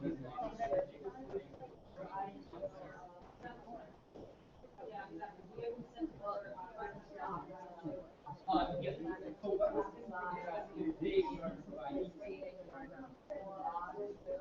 Okay, so these will be responsible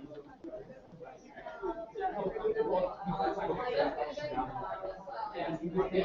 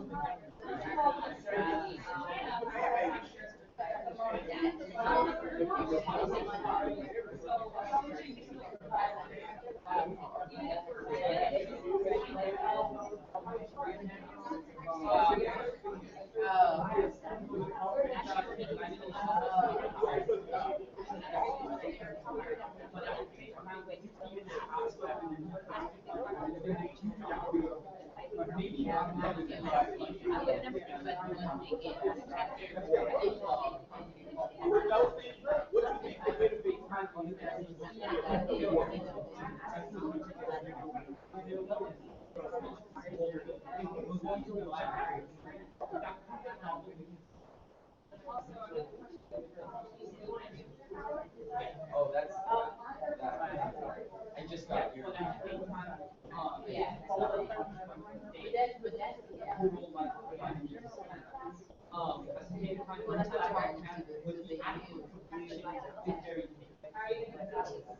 We're only gonna go to you're a senior advisor. So and we're mainly going to people who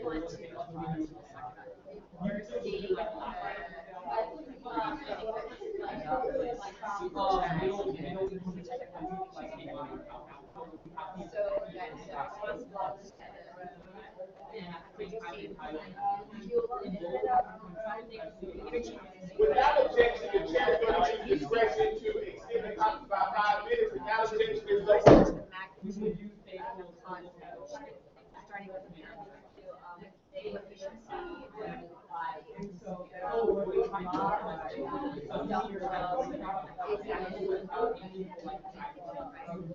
we introduce this plan that's public bill changes the first thing that's on first, and that's not a very good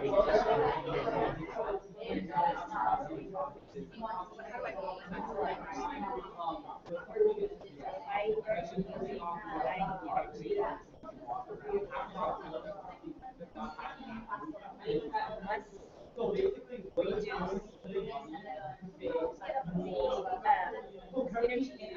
do portion of the amount are they all as a penalty.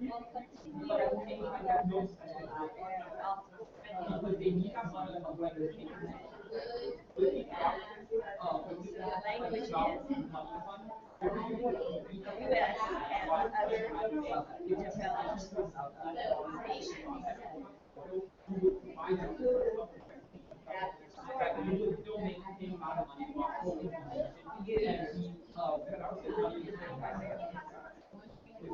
historically, high energy is, yeah, so many of them. Less.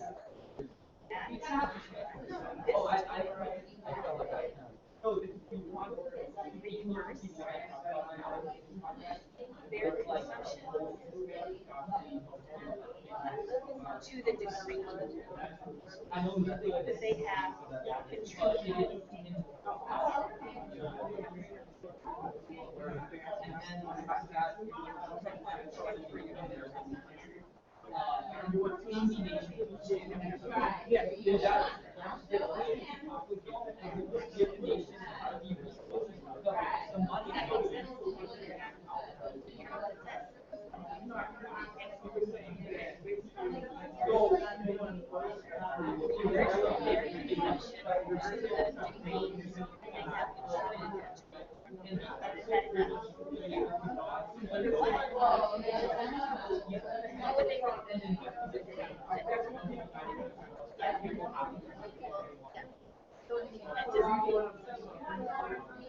I want them to find out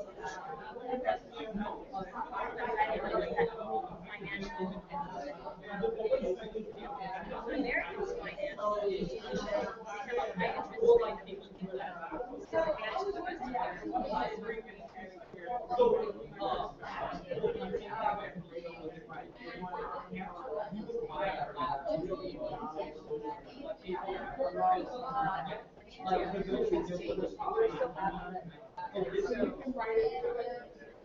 And the black coach is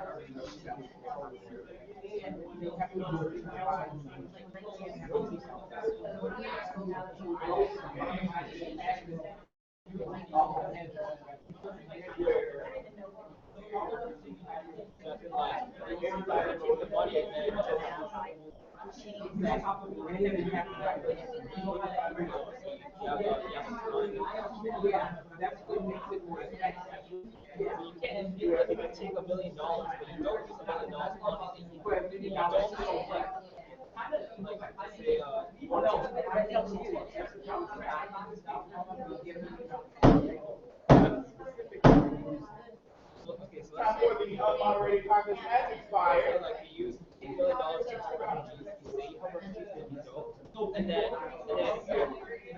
And then find out that it's not helping. And then they know.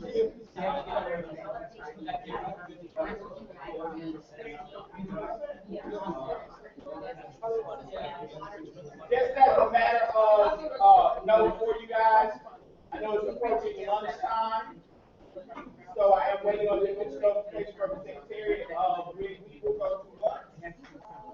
And as soon as I know, you will know. So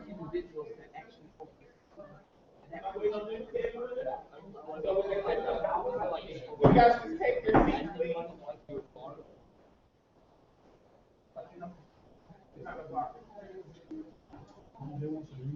We're going to go back to the formal speakers list. Next delegate is the honorable delegate from the United Kingdom. You have 1 minute. Thank you, Honorable Chair and fellow delegates. The delegation of the United Kingdom recognizes that climate change is a real problem and that the amount of climate refugees is critical. Is critical for an energy system.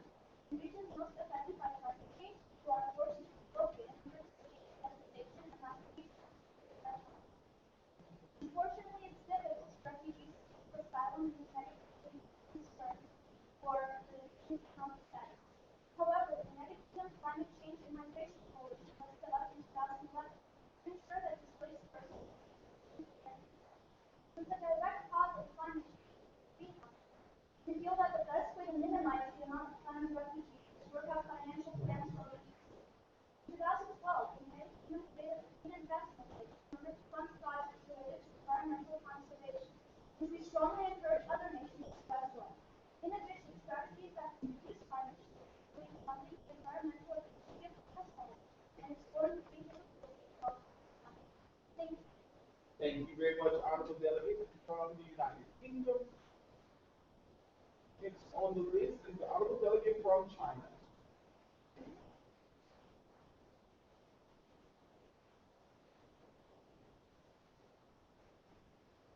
Thank you, Honorable Chair, fellow delegates. China recognizes the importance of the climate change issue, and more specifically, the climate change refugee issue. As a country that is both an industrial power and a leading economic power, we both recognize the issue of climate change, but we also recognize the difficulties of industrial nations from reducing their greenhouse gas emissions and carbon emissions. So, similarly, China has ratified the Kyoto Protocol, but as a non-Annex 1 country, we have difficulties in, pursuing this reducing of carbon emissions, as our more or less our China economy is based upon, coal and other sort of fossil fuels. So we'd love to work with countries like Denmark or any other countries that would love to help us in sort of revitalizing our countries and moving towards more green energy sources. China has a lot of countryside land to use in order to pursue wind power or solar power, and we feel that reducing carbon emissions, just cutting them off straight away, is a very unpractical solution, and instead we should move towards more green solutions over a period of time so that our economy or global economy doesn't plummet. That's our primary concern. We'd love to work with other countries and sort of revitalize their economy. Thank you, Honorable Delegate. Anyone wishing to be added to the speakers list at this time? South Africa?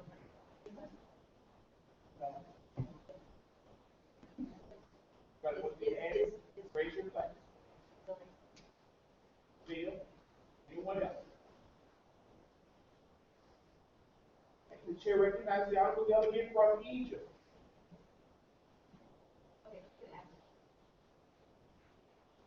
I'll just say something. Thank you, Honorable Chair and fellow delegates. So in Egypt, as agriculture is a big part of the economy, Egypt is very susceptible to the future effects of climate change, from droughts, coastal flooding. As sea levels rise, water in the Mediterranean is getting into the Nile, and that's Egypt's only source of fresh water. If Egypt is affected greatly and cannot produce the level of agriculture required to sustain its economy, that would be bad. And so Egypt believes that it's important to both combat and act against climate change that does not affect countries, but also to help aid refugees and places that are affected by climate-related disasters, which is foreseeable. Thank you, Honorable Delegate. Are there any points of motion on the floor at this time? Honorable Delegate Rashad, this is what point you rise. Motion for a moderate conference against this on the topic of moving towards green solutions for energy.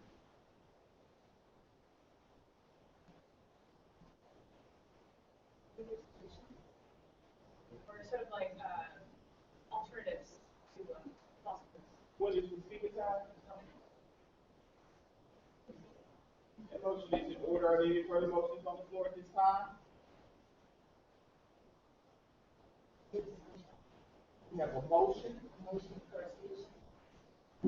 No, we're asking for motions related to anything procedurally, topics, or anything like that. If you have a solution, once we go to the moderated conference, you can speak on it. I'm the delegate from Pakistan. What point do you rise? On your point of memory.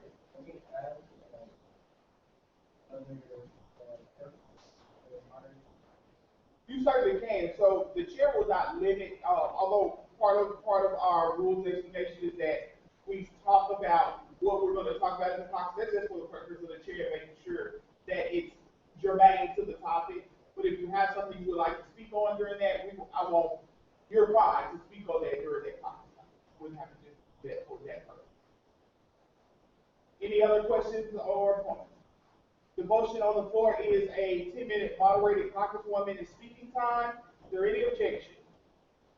Seeing no objection, we're at a 10-minute moderated caucus. Those wishing to speak, please raise your hand. Chad.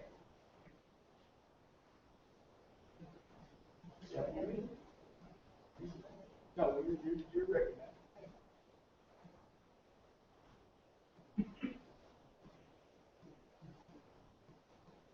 Well, Chad has done very little to cause global warming. So for us to provide a solution is not possible because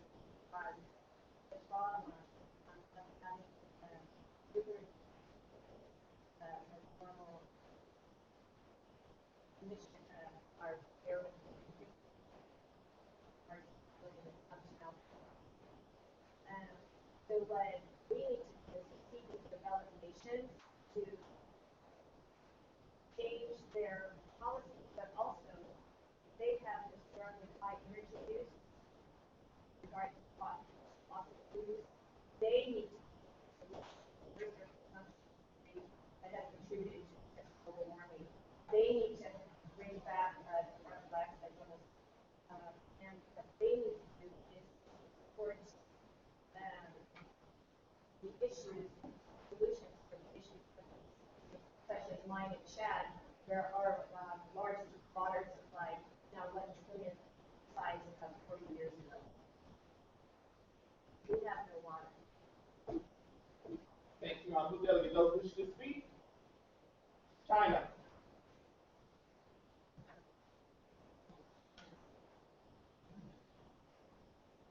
China recognizes the concerns of the country of Chad and that many smaller countries have not contributed to the issue of climate change.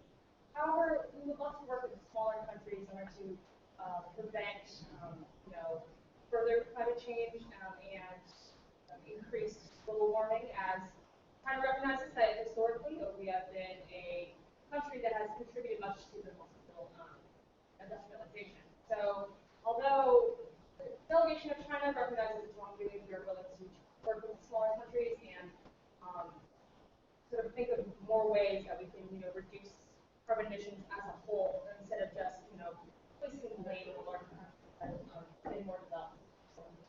So, working with Denmark and working with other countries, we'd love to initialize more green energy sources, and any delegate who would love to speak to me about this issue, please feel free during a moderated caucus to talk to me about it. Okay, the chair here, before we go to South Africa, the chair can recognize our SPA for a point. I want to remind the honorable delegate that we're not just talking about fossil fuels that create carbon. We're also talking about methane that actually comes from animals and green vegetables as well. So there are a number of things that actually create the carbon. Next one. Thank you very much. All who wish to speak can recognize the honorable delegate from South Africa. I think the chair.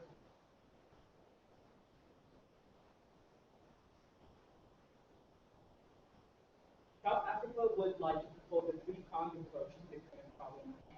The first would be a long-term solution by allocating funds to invest in green projects like solar power plants and also wind farms. But these money will only be given to richer countries that can pay. Secondly, we would build camps for climate refugees in their own countries if possible, or if not, in countries like Brazil, which has previously said they were willing. As a result, we would allow these countries to shelter these refugees. In the meantime, transitioning onto the third point, we would have a short-term resolution to combat climate change by giving money to rehabilitate drought lands, which is what we have done in South Africa, and to build coastal defenses, allowing these climate refugees to come. The funding mechanism will be from donations from richer countries, which we've seen before does work because they're concerned about protecting their own land too. So they would contribute to efforts to combat climate change. While at the same time, we payment from loans to middle-income countries for ambitious projects, countries that can only pay, and it won't be given to any country that applies. There will be an investigatory panel that will apply. Thank you, Honorable Delegate. Your time has expired. All those wishing to speak? Brazil.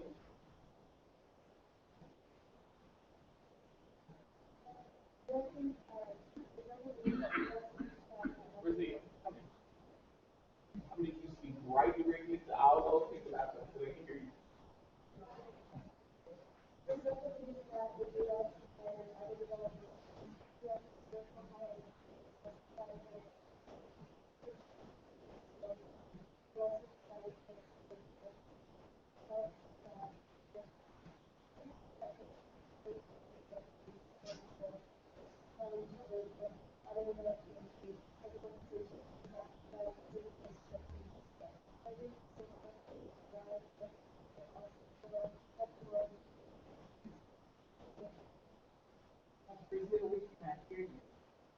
You have fantastic ideas, and I'm hearing great, but they can't.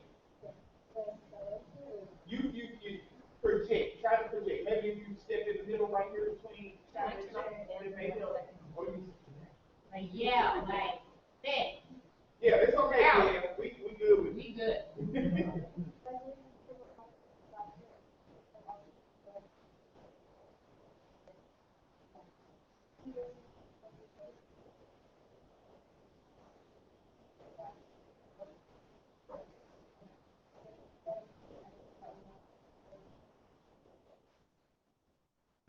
Thank you, Delegate. Can we, She's like, we're not in formal session. oh, okay, can we have her just come back? Cause like you said, it was good, and just to be. Absolutely, not Brazil, understand- if you wanna go ahead, go ahead, that's fine. It's a fan off. Yeah. Brazil believes that US and China and other developed nations who have historical high energy use must provide a financial solution to contribute to reducing global warming, while also providing financial aid for refugees to help. We believe that countries who take in these refugees, such as Brazil, should receive financial aid from other developed countries as compensation for providing a safe place for refugees to stay. By doing this, will allow them to provide for refugees, but also help the world move toward a clean energy source, which will reduce international disasters. To do this, we can impose legislation to force countries to use clean energy and improve factories in developed places, such as China, to make them use energy that will not affect the Earth's climate in negative ways. Thank you very much, Honorable Delegate. All those wishing to speak? Can we turn it off for a little while? Guys, are you okay with that? Is it cool enough? Okay, we can turn it off for a little while, that's fine. China. And if you have anything, guys, anything to say, as soon as we complete this caucus, we will be at our lunchtime. So what I would encourage you to do, we can't get before we get to the time. So I would encourage all of y'all to speak up and use that time. So as soon as we end, we'll go to lunch. The delegation of China recognizes, again, both Chad's concerns and Brazil's concerns about developed countries who contribute to the climate change problem. But the delegation of China would like to remind everyone that China's renewable energy sector is growing faster than fossil fuels and nuclear power capacity. In 2015, China became the world's largest producer of photovoltaic power, and China has led the world in production and use of wind power as well as smart grid technologies. Generating almost as much as water, wind, solar energy, as much as France and Germany's power plants combined. So China has been pursuing efforts to maintain green energy, and the biggest problem we see is that we need to both transfer our economies and societies to this green energy and sort of make it sustainable for everyone. So although China has the money to pursue these sort of projects, and there are countries that do not have the same luxury. So China would love to work with smaller countries and countries that are not as willing or doesn't have the resources to pursue these sort of technologies, and sort of trying to instigate more programs that would both reduce, in the long run, would reduce carbon emissions and other things that contribute to the climate change problem. Thank you, Honorable Delegate. Any further speakers in this moderated caucus? South Africa?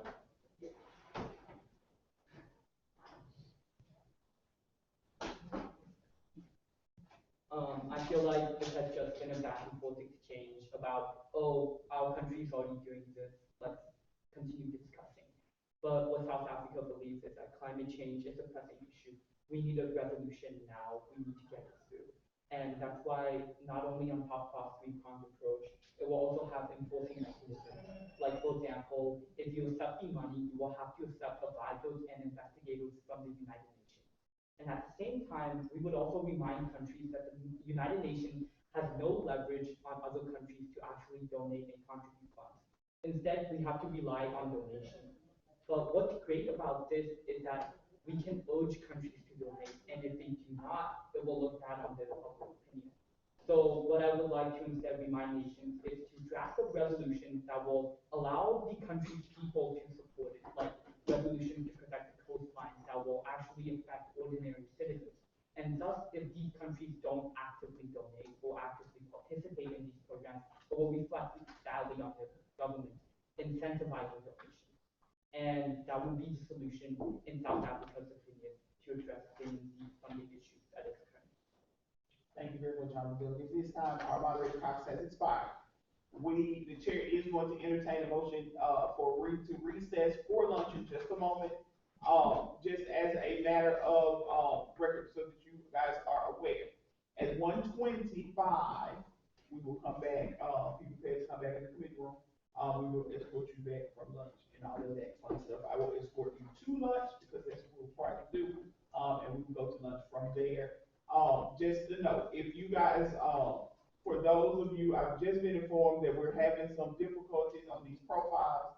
If there are countries who do not have who does not have a profile and you need assistance with research, coming back, we will be available to help you with that research. I'll be able to help you with that research. You can look up the things real quick and see. So I will start that process at 1:15. So if there's anyone who's interested in doing that, is there anyone who's interested in doing that or feels like they need that or can't research it on their own? Cuba. Okay, so that's fine. At 1:15, you can come meet us and we will help you research, anything you need to research so that you'll be able to participate more, in that debate. Okay, anybody else? Sure. So, at 1:15, meet us at the door, to the lunchroom and we will come over and do some research on that. And then we will come back in the committee session at 1:30. All right? The chair will entertain a motion to recess for the purposes of lunch until 1:30 p.m. Motion by Spain. Is there any objection? Seeing no objection, we are recessed. You can leave your papers. I will leave valuables just to be sure.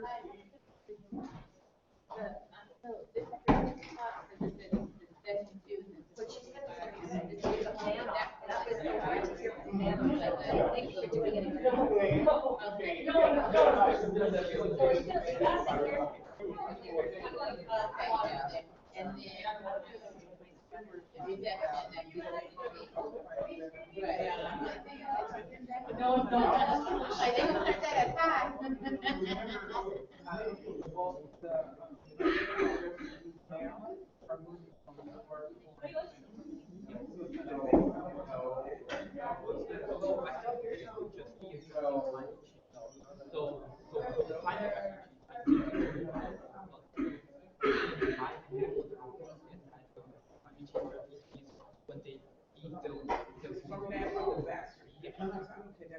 So you need to specify that, because when we talk about, the, refugees, you know, they're different types of status. So, clearly speak to, those refugees who actually live in, that have been affected by natural disasters, versus those who are like refugees. Okay. And would you consider which is like your church or because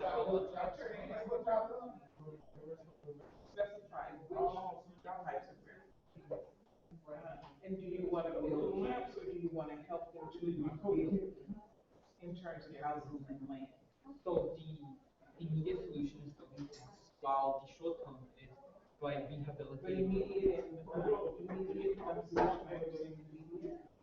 then short term is what? To rehabilitate the land. Like we're talking about 2 to 3 years, and long term would be like 20. So put also to your long term. Okay, you have immediate, short term, and your long term, what's the long term? Long term is the allocation fund to build wind farms and solar power. Okay. And maybe nuclear. Okay, and did you also, consider, the elimination of food waste? Because remember, food waste has severe carbons as well that are detrimental. So that will also probably go into the for education and also at the same time. I think that is Yeah.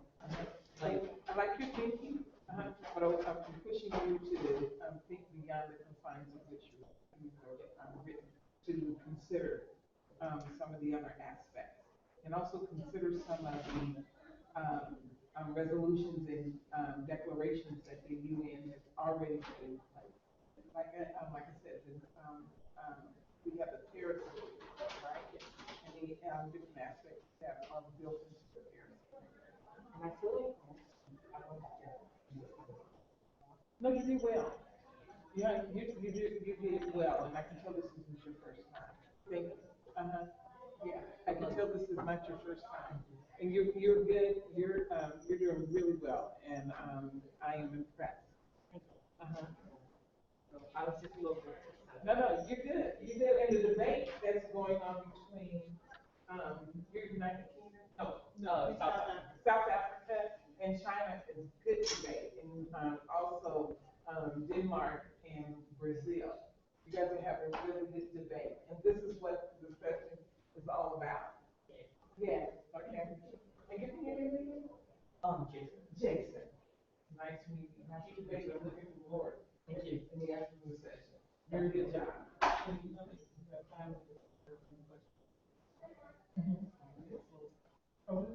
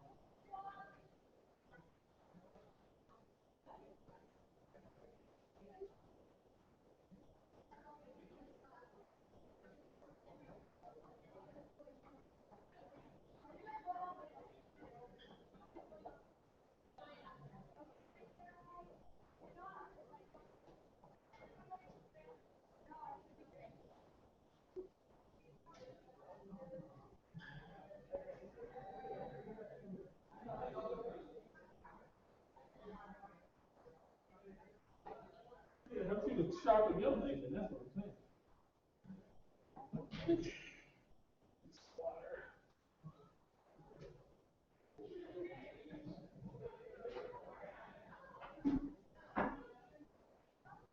Hey, you don't have to debate, you don't know what you want to debate. All the time.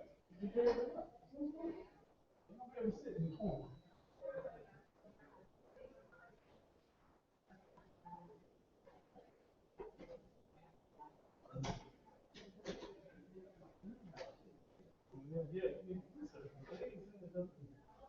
We're not just Zoom, all right.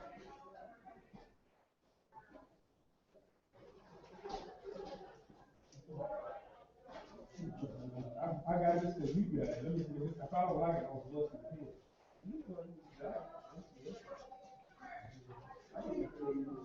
I don't like it, I'm busting in here. Like, y'all can get enthusiastic about it, I'll get myself.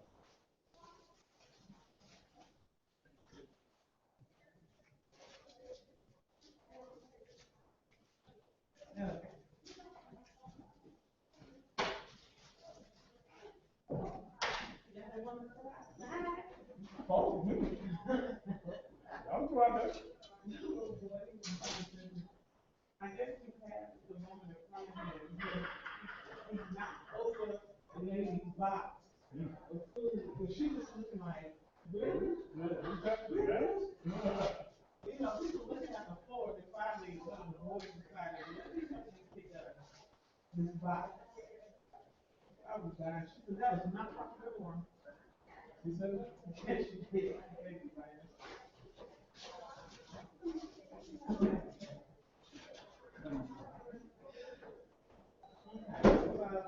I know that they're having baby in the AK was supposed to happen.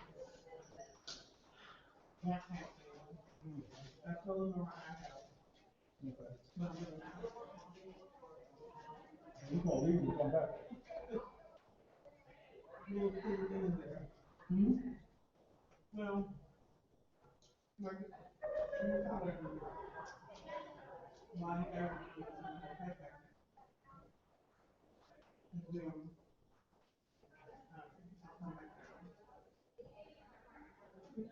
And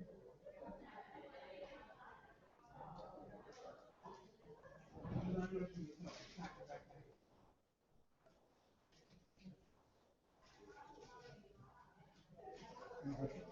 The bread is nice and soft.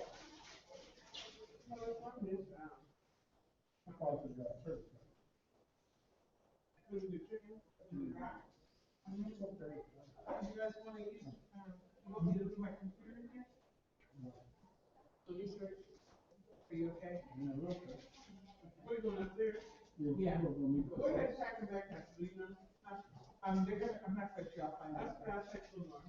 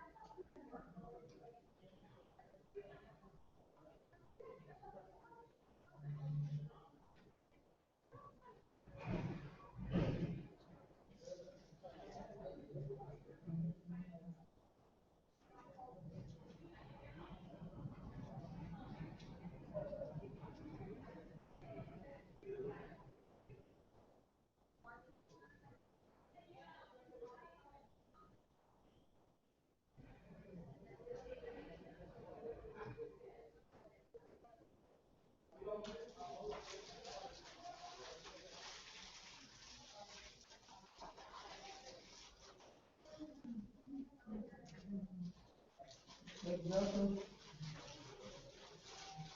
I haven't been able to research the thing, but I know this. That we're having hurricanes now that are much more powerful than were in the past because of global warming. So it's like a little city in Georgia, that they had it at the last storm. This, they haven't had hurricanes. I can't even remember Georgia having it. They said it's been on for 100 years since the last time hurricane came through. So they're looking at, this happened before, it's very rare.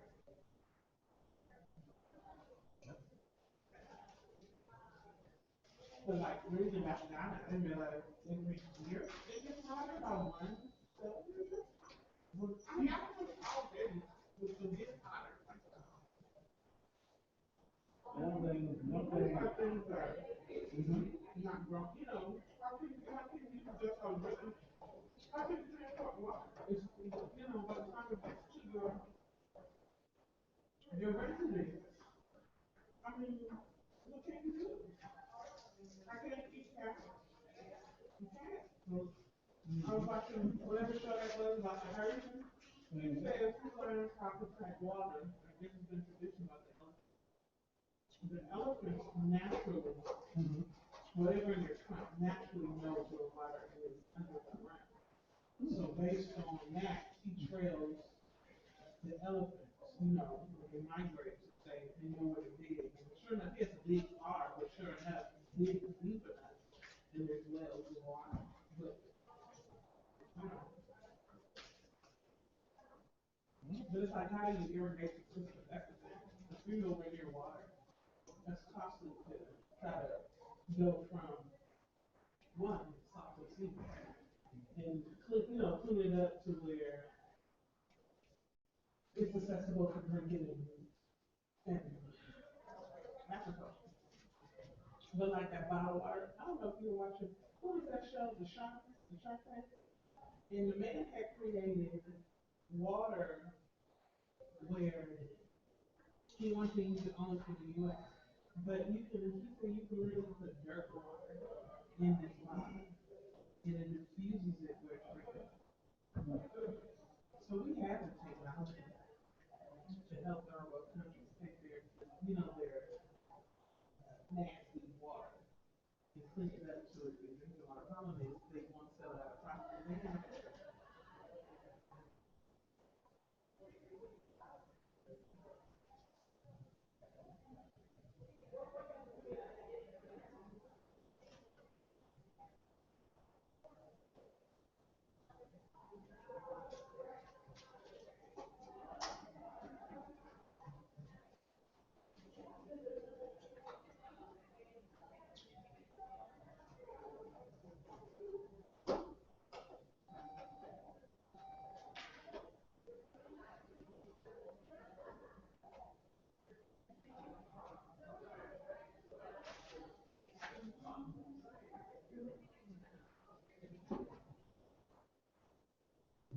phone about to die already, and it's fully charged. You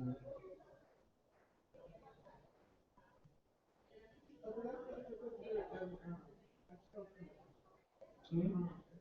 And Obama, somebody had captured this. He was in on the airplane in the rainbow. That's right, I think that, you know, for him to, and he was waving and the rainbow was like extended from his hand. Mm-hmm. He's amazing. It's your bottom. That's nice. Like I said, Josh, this is fun for me because most of the credit you can get, you don't have to necessarily research, you can get it off the TV.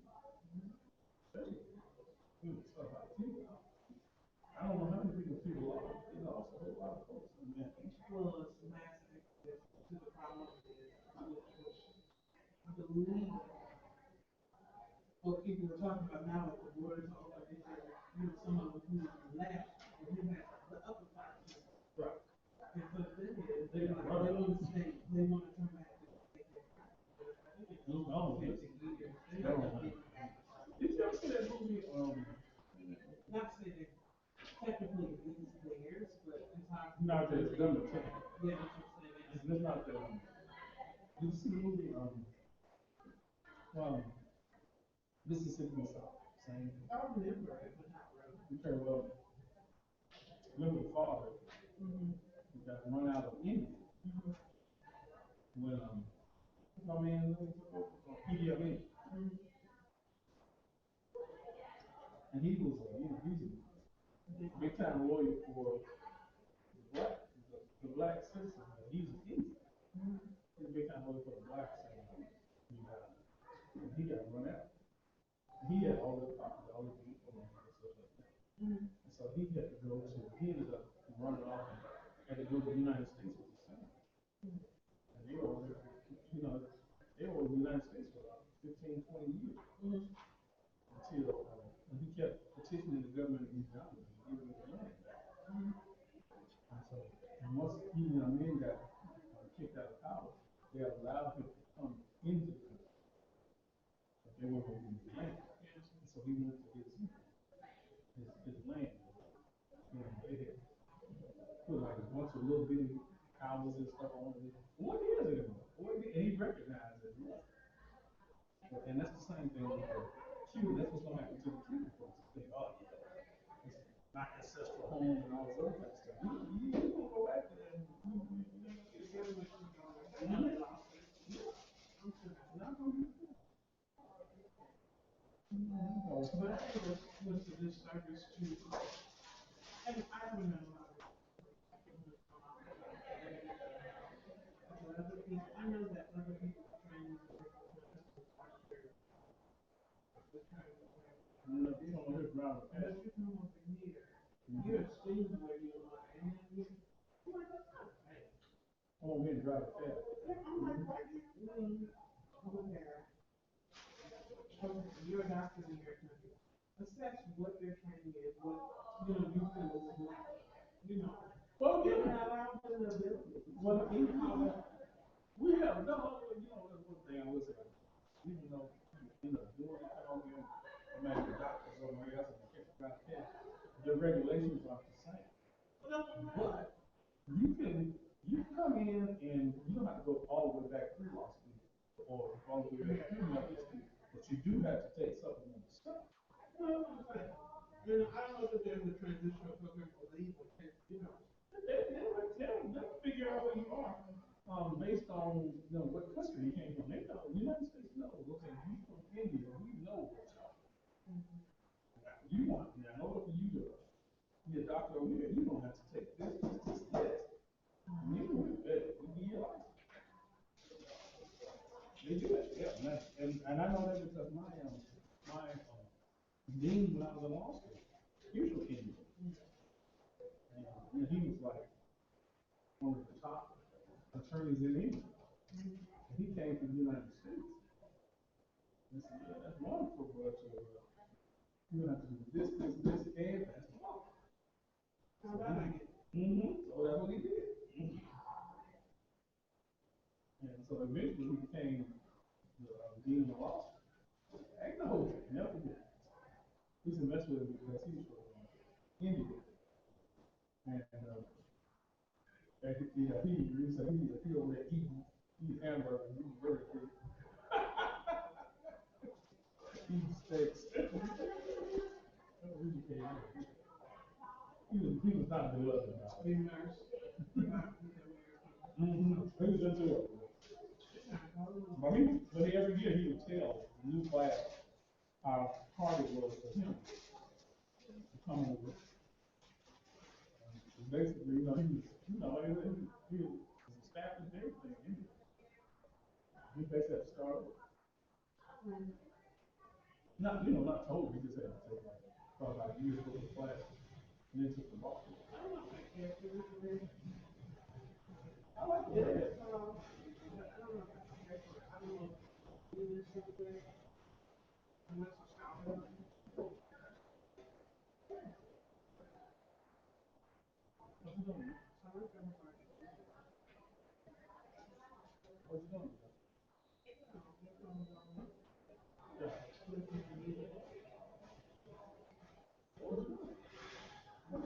Well, now what you gonna do? You're gonna get proud. I love my son. Because I know I can pray with him all day.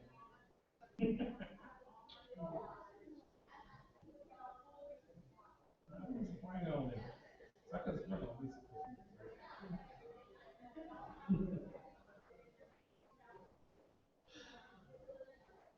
I can spring on you.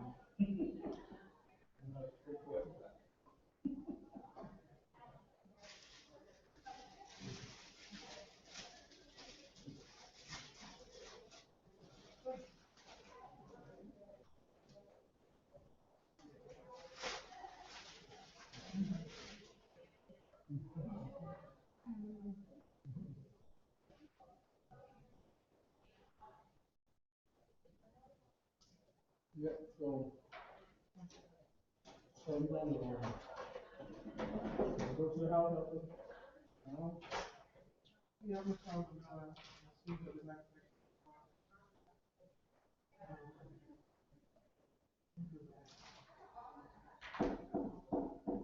I'll pick up your mother.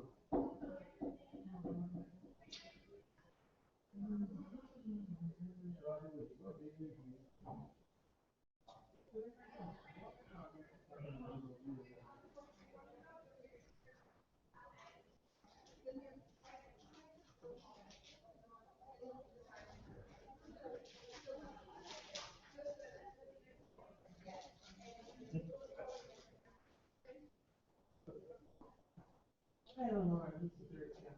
I know you, wanted, well, we talked about, the backpack, so where is the station?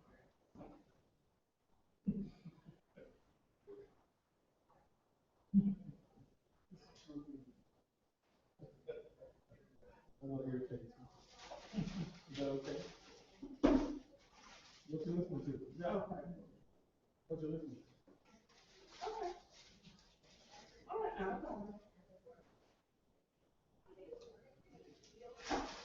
okay, no problem.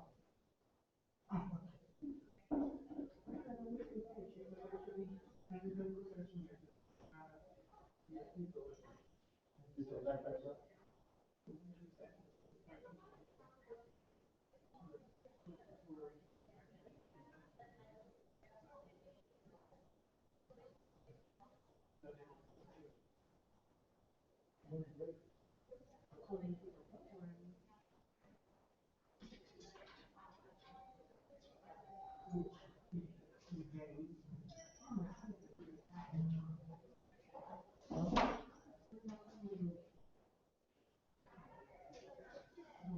Sure.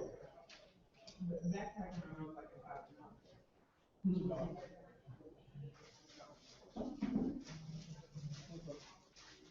I'm gonna let you.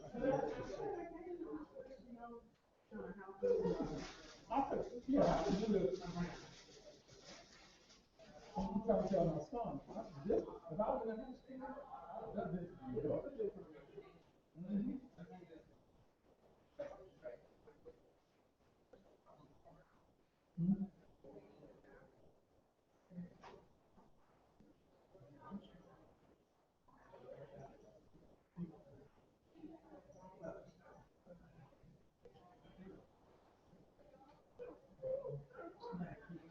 I did it. Yeah. I think it's fine. I think we're gonna consider who we got. You know, sit around and debate what's going on, all the solutions and stuff like that.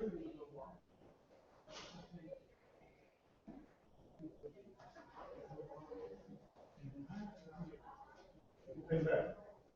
But you say,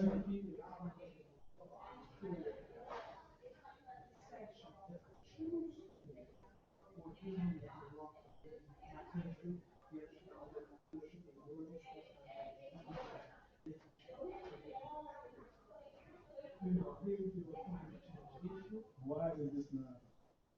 Why is it not talked about? This two people is in my country. Well, see, that's like they want to pick up. That's what that's. That's what they asked you. That's what they asked you. When you understand that.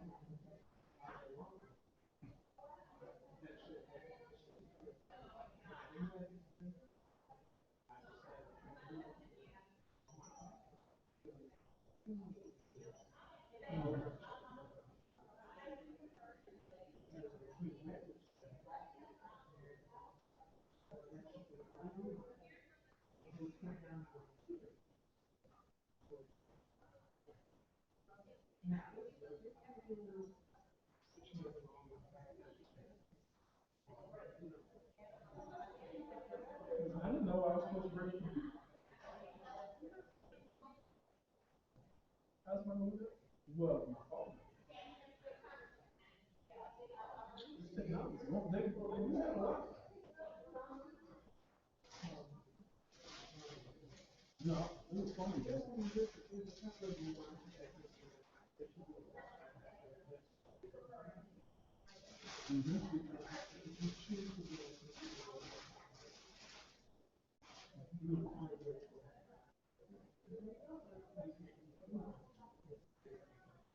Well, tell you who, I was working up there at, Novartis, interview, they changed, after every 2 days. We were working on laptops. It was a really good city. It was like, man, this is great. Every 3 days they changed. So every day that's on the chalkboard, they give you the new. And it was funny, they, because they change it so often, the passwords that they had was such bizarre stuff like what's my man's name? Early 25.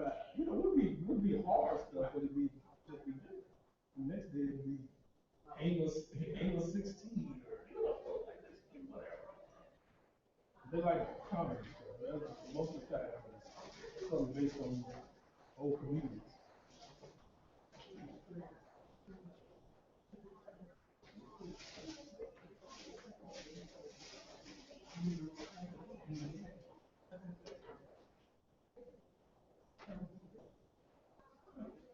It's a good idea. I just need to.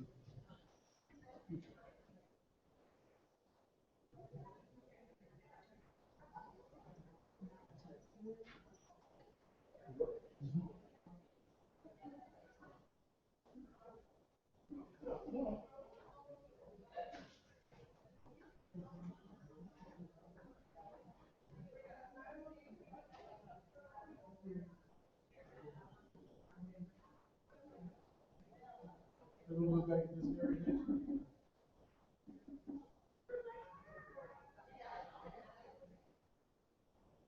And obviously the national is really behind us.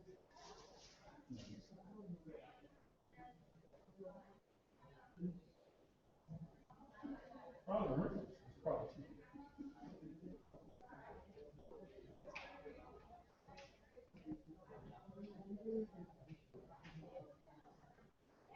This is the prestige. That's what you want to make folks.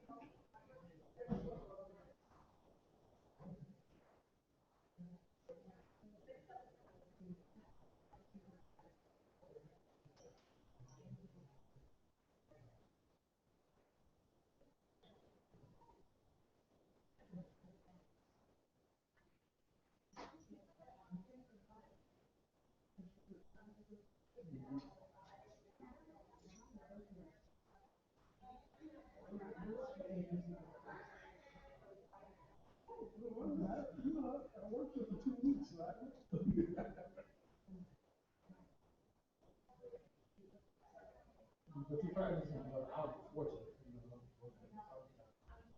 find this spot that I never think about. I never had a problem. But it's expensive, probably.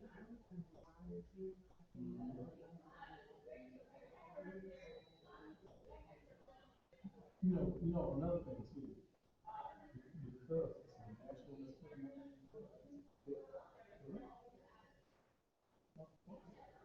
I see it.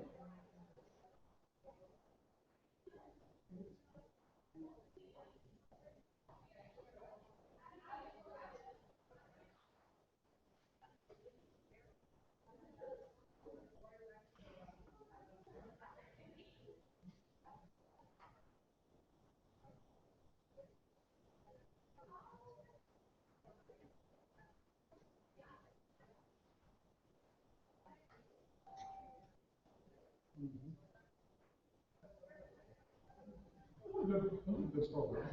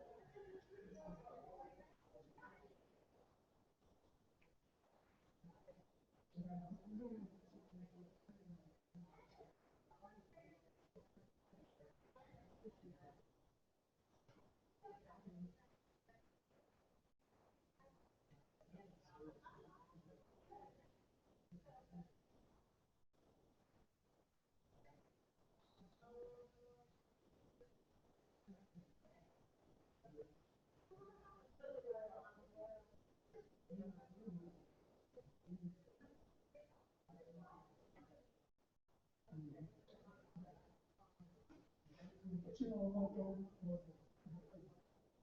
let's see, that's all I want to do, but in the new year, just for me, you know, just like country to come in, don't have to come in, don't know what's going on, so basically, you know, get in with the city, push for the issue. And so this is okay, you know, because this, no.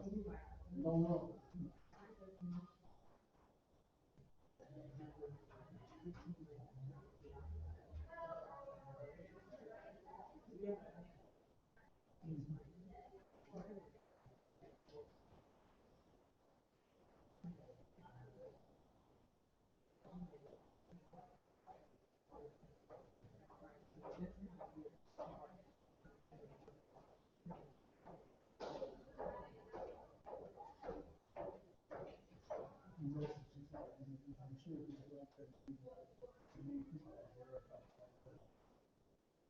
Exactly, that's for real, that's for real.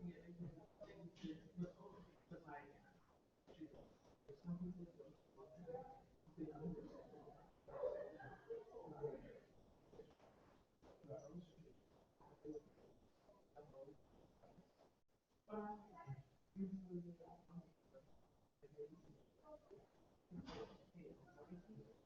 she wants to do it. That's the thing that's cute about her. She wants to do it. That's all I'm saying. Top. Push your belly in. I bet, you don't have to tell them, I bet you at home, she be like,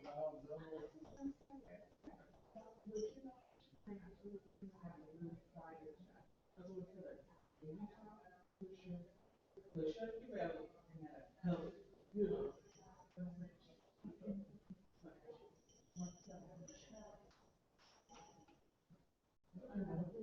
I'll hold this.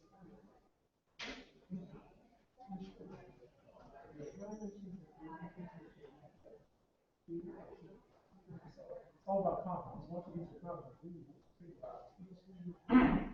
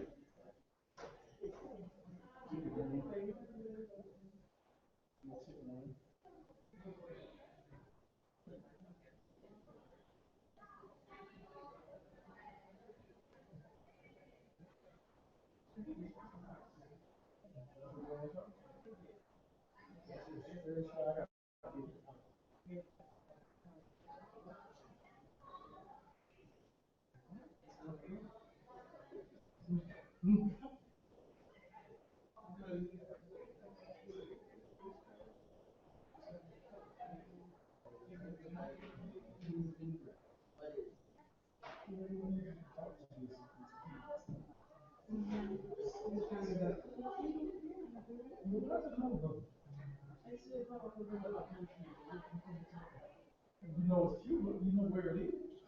Oh, gee, that's enough to talk Yeah. about climate change. No. You know that they just experienced a hurricane.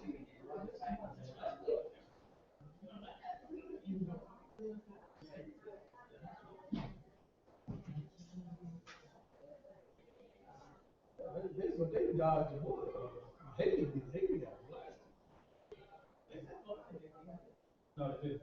Georgia and Carolina. Carolina, North Carolina. Yeah, They're still there. They caught.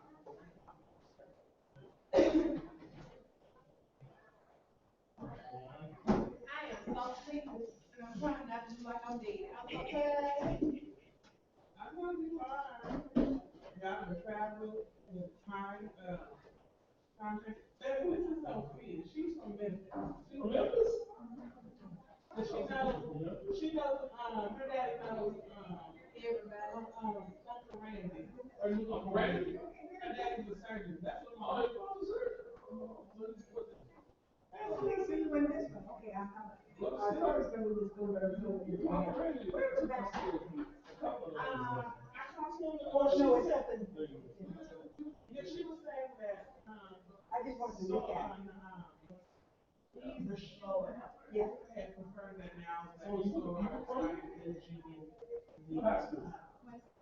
session. Yeah, I was in session. Yeah, I went to the back. She was saying. Really? Oh, yeah. I could rock. I'm on Facebook.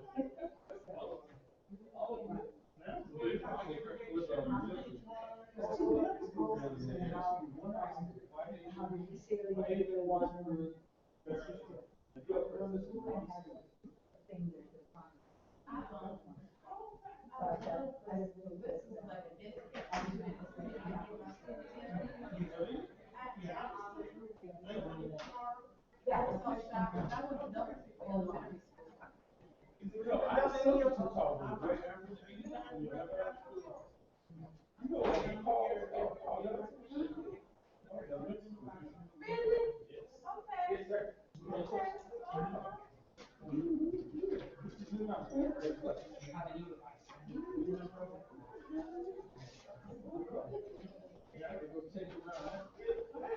What you got?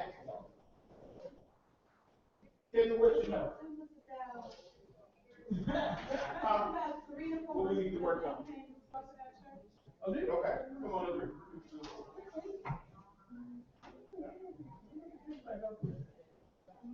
But yeah, he was principal or assistant principal of Westwood.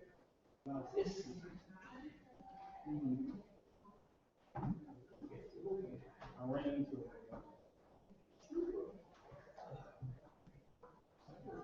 Oh, that's good. It's what killed you know, what people say it's on their TV.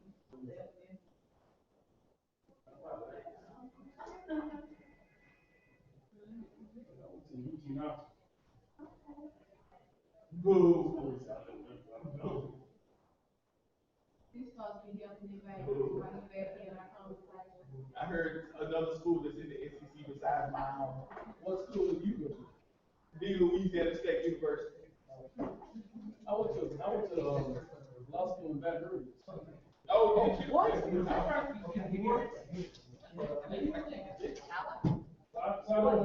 know what LSU is. Yeah.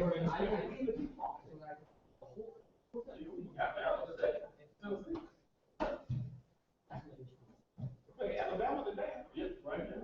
Roll Tide. So when you talk to my wife and tell her what exactly I said, watch it. Yeah, I understand, especially when Tennessee doing so well. I don't tell them about it. Yeah, and that young lady right there, she said, "What roll tide one more time?" We go. Roll with the Are Tide. you tired? No. They don't even care. They wasn't gonna come over there. They don't even care about this. I think, are they still streaming? I think they are. The cameras have got it. It's live. They still say live. Yes. Be like, "Let me watch what I say."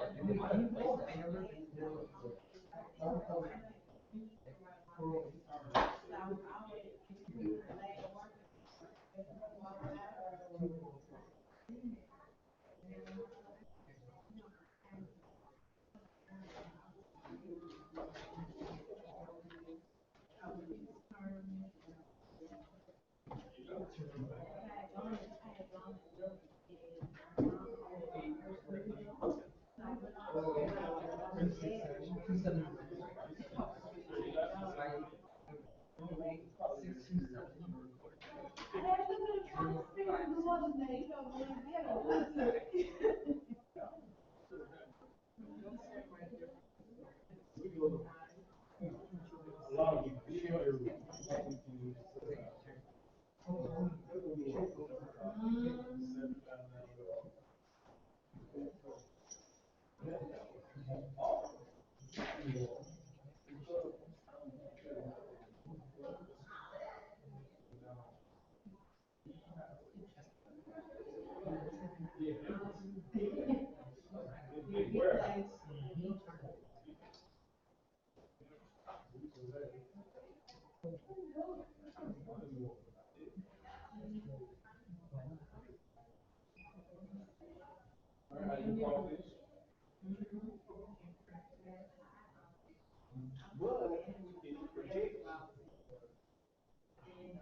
What I see, I coach the state at the locker room here.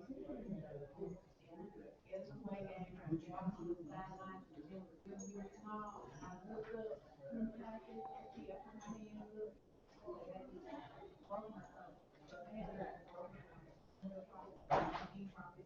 Go get my cash change.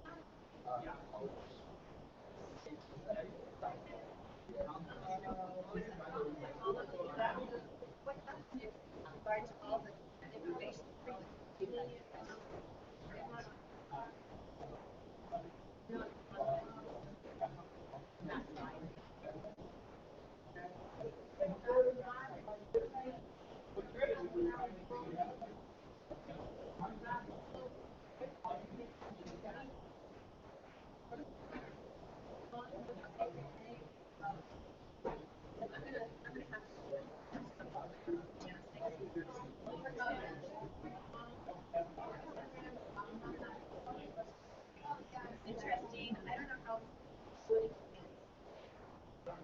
Yeah, right?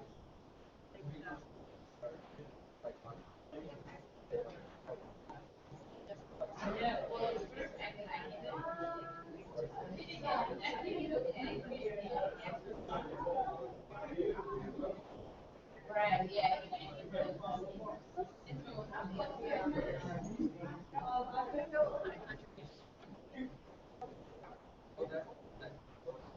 Oh.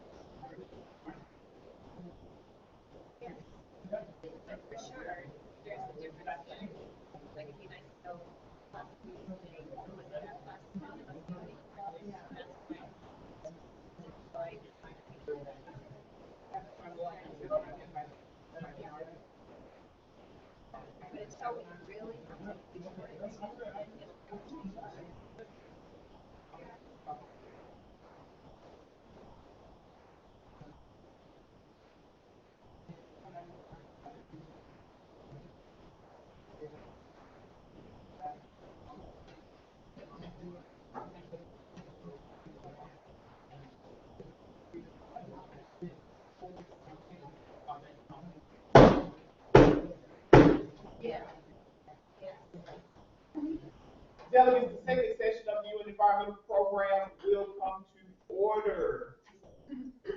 I think you may have some folks missing. Is there, I know we were expecting some new delegates in the room, any new delegates in the room at this time?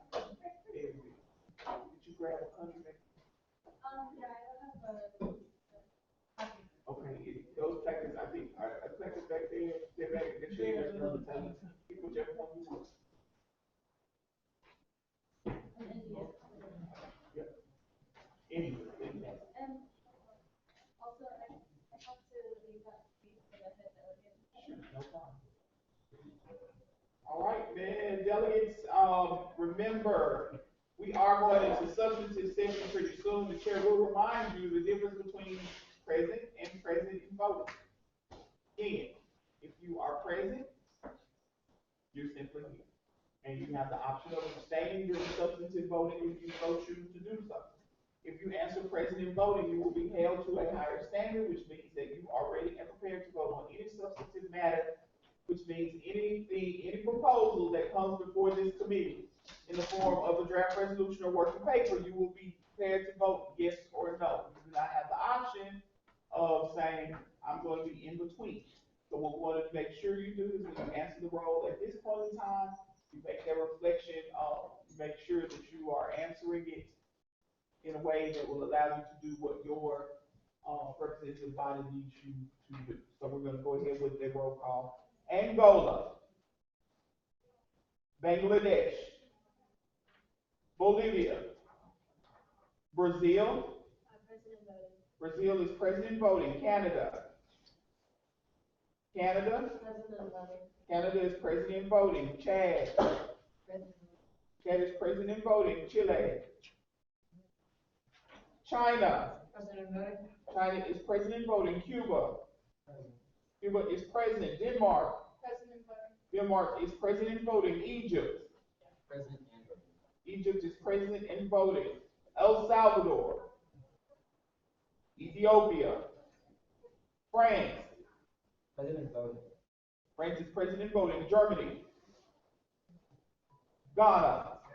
President voting. Ghana is president voting. Haiti. President voting. President voting. India. India is present. Indonesia. Indonesia is absent. Italy. Italy is absent. Japan. Japan is absent. Jordan. Jordan is absent. Kazakhstan. Kazakhstan is absent. Lithuania. Lithuania is absent. Malaysia. Malaysia is present and voting. Mexico. President voting. Mexico is present and voting. Mongolia. Mongolia is absent. Morocco. New Zealand. Nigeria. Nigeria is present. Pakistan. Pakistan is present. Russia. Senegal. South Africa. President voting. South Africa is present and voting. Spain. Spain is absent. Turkey. President voting. Turkey is present and voting. Ukraine. Ukraine is absent. United Kingdom. President voting. United Kingdom is present and voting. United States. United States is present Uruguay. Uruguay is absent Venezuela. Venezuela is absent Vietnam. Vietnam is absent Zambia. Zambia is absent. Is there anyone that I missed? Anyone that did not answer roll call?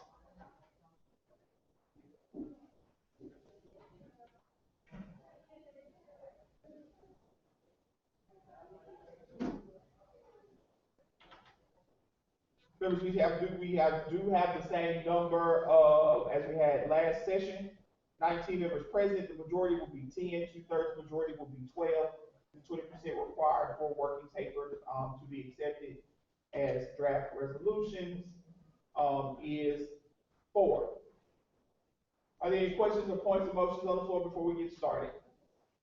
Chair wants to remind the committee that we do have the speakers list that is open for people to be added. Is there anyone who would like to be added to the speakers list at this time? Okay. Seeing none. Again, are there any points of motions on the floor? Honorable Delegate from South Africa, to what point do you rise? Please stand. Motion for moderated topics of 5 minutes to recap. Okay. Chair will consider that motion in order. Are there any further points of motions on the floor at this time? Seeing none, just to let you guys again know, we are in process, so this is our second session. So during this session, it will probably be one of the things that we want to work on is actually putting solutions, recommendations together on paper, putting them together in a draft resolution. If you guys need help as far as writing that resolution, putting your ideas into those clauses that we need to make those resolutions, your diocese is here to help you with that. If you need that help, if you need any documentation or resources, a sample resolution, we do have one available for you. You can look at kind of help you write that.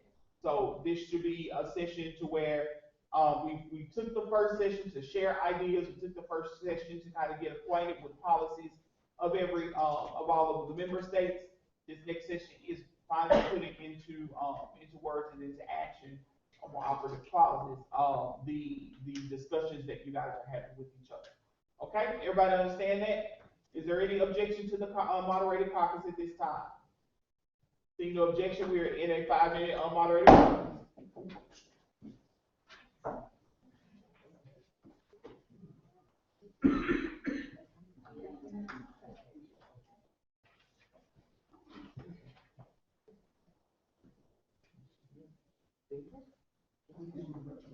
Yeah. Oh.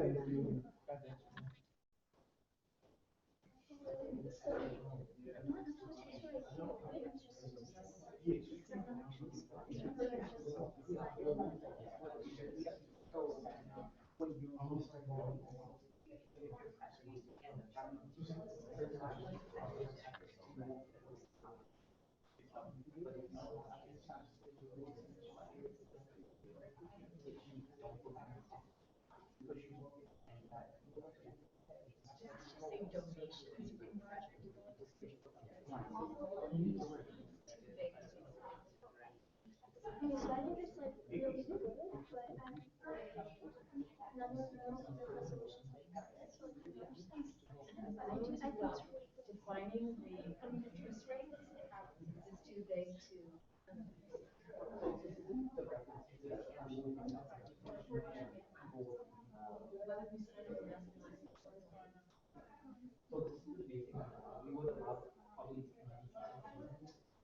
But our needs are very almost like in agreement because we don't know what the donation, I think the donation in the larger countries needs to be paid with their amount to pass solution. We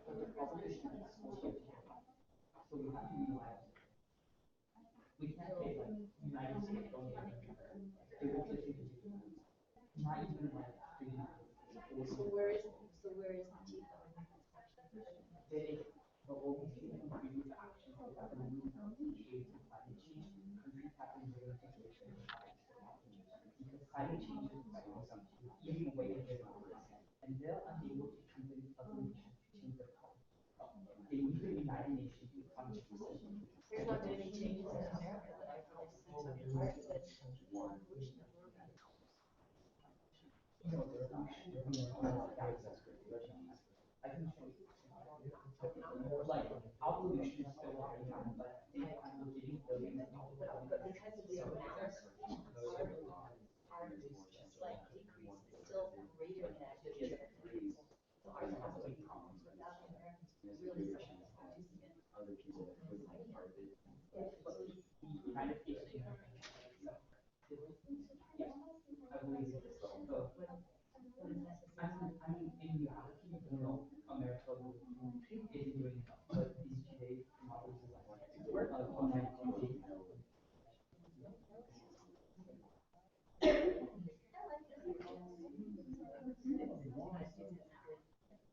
no, like United States will inspire.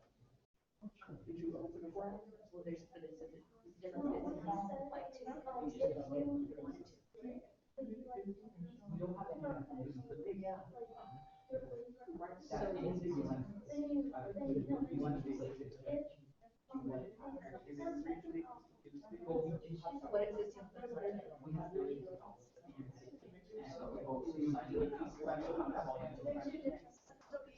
I can get out of the ball.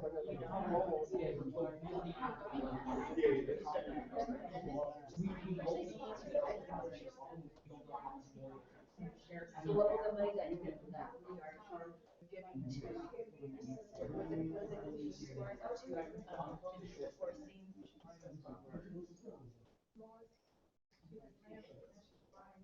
enforcing countries now that will be given until August.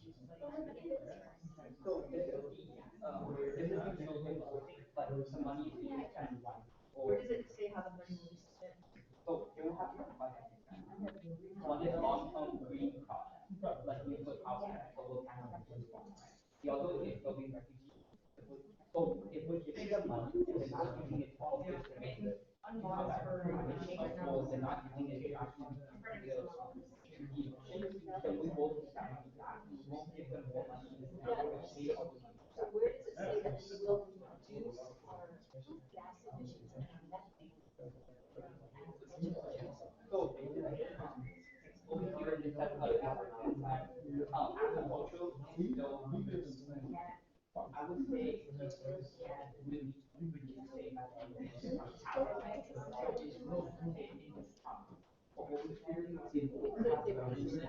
Oh. For a lot of green energy. To like improve stuff. Yeah,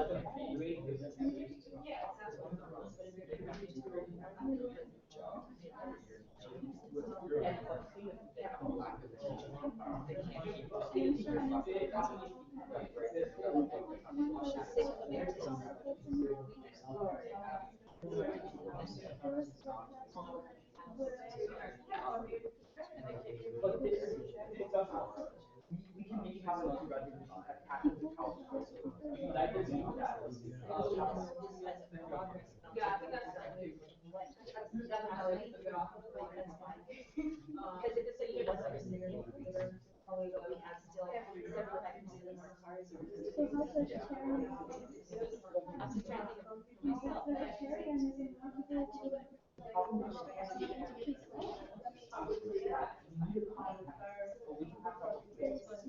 This would create a lot of.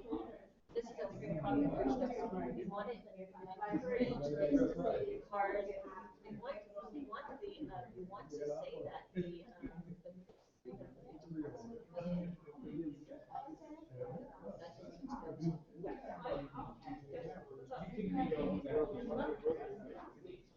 There's a lot of like.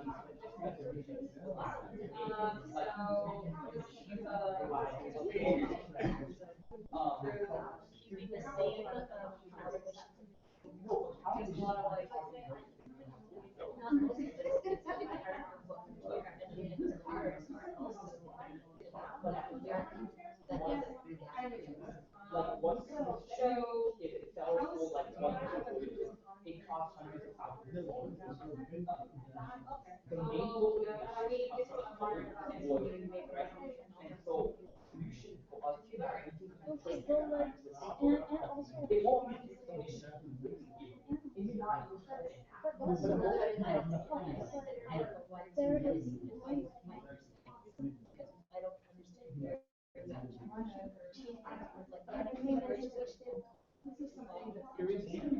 because renewable resources do more than because it's more sustainable, and that's just by having strategies that are also sustainable.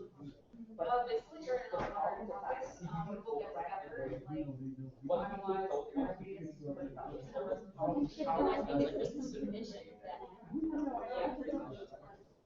The goal is basically to like necessarily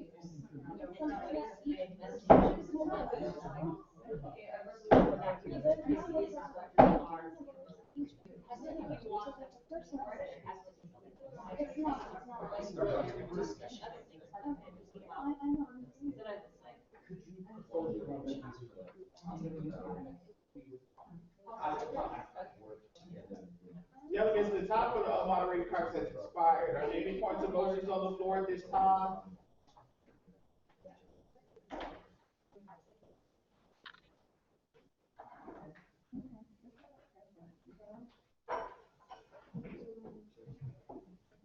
Seeing no points of motions on the floor, we're going to go ahead and continue with the speakers list. The chair recognizes the honorable delegate from Turkey.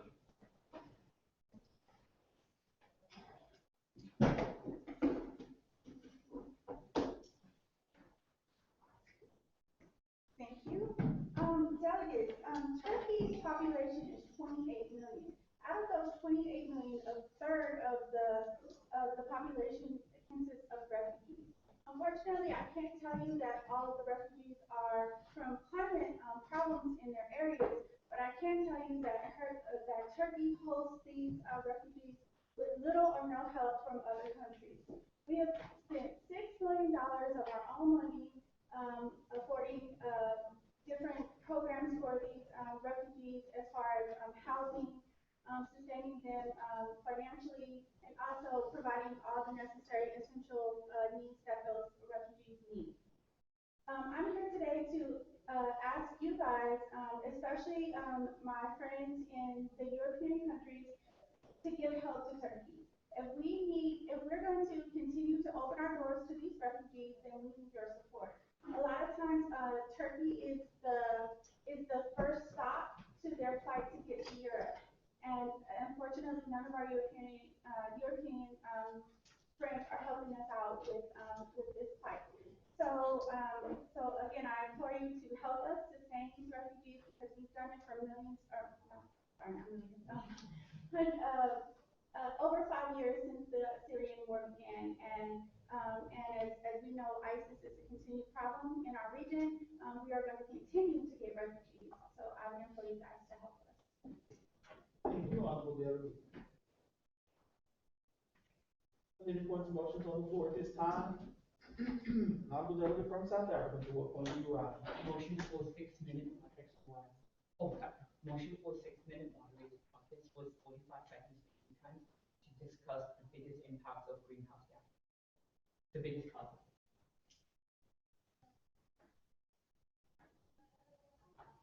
Okay. Are there any further points of motions on the floor at this time? Honorable Delegate, can you clarify, I guess, the purpose of your request? To discuss the primary reasons that climate change.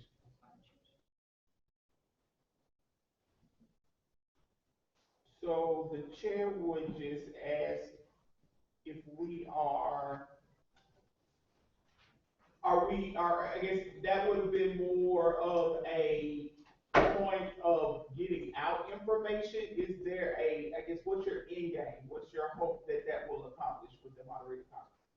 That we will discover the primary reasons, like how greenhouse gas is being produced, and so we can craft a better resolution that combat the biggest emitters rather than every single aspect. So I'm going to go outside of a little, just I guess outside of normal protocol in that, but your intent is to discuss how greenhouse gases are emitted. Could we just, would it be better if I modified it to discussing the impact of greenhouse gases? That I think would be a better discussion, and I say that because we could be here all day talking about how we think greenhouse gases come into play on that. I think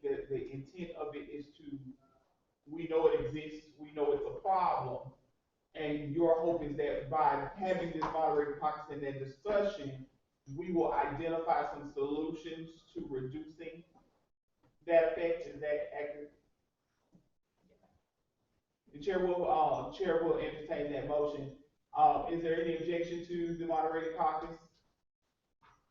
Seeing no objection, we'll go into a 6-minute moderated caucus. All those wishing to speak. Stop there.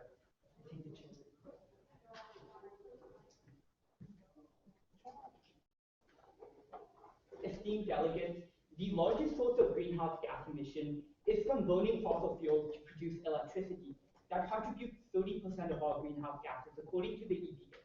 Secondly, it's industry, which contributes 21%, which is also to burn fossil fuels to produce goods.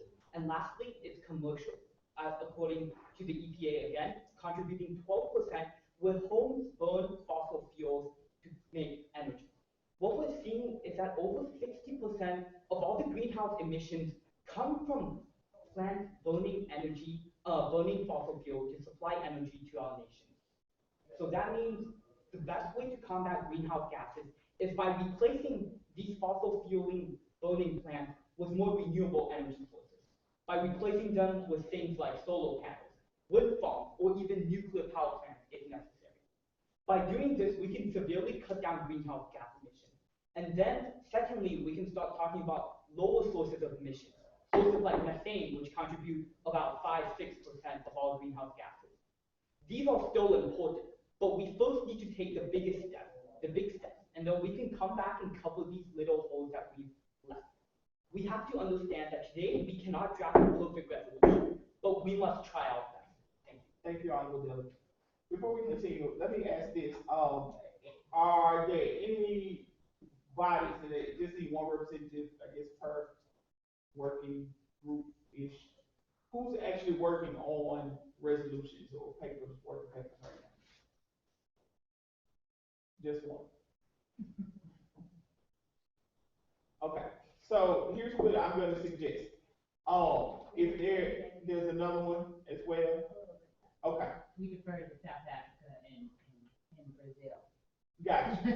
Okay, so if we're looking at that, we're looking at items that we're going to look recommendations. One, let me point out a couple of things. One, Turkey brought up there her comments that there are needs that they have, and what I want to bring your attention to is the Paris Agreement that calls on those funding allocations and financial implements to help the crisis.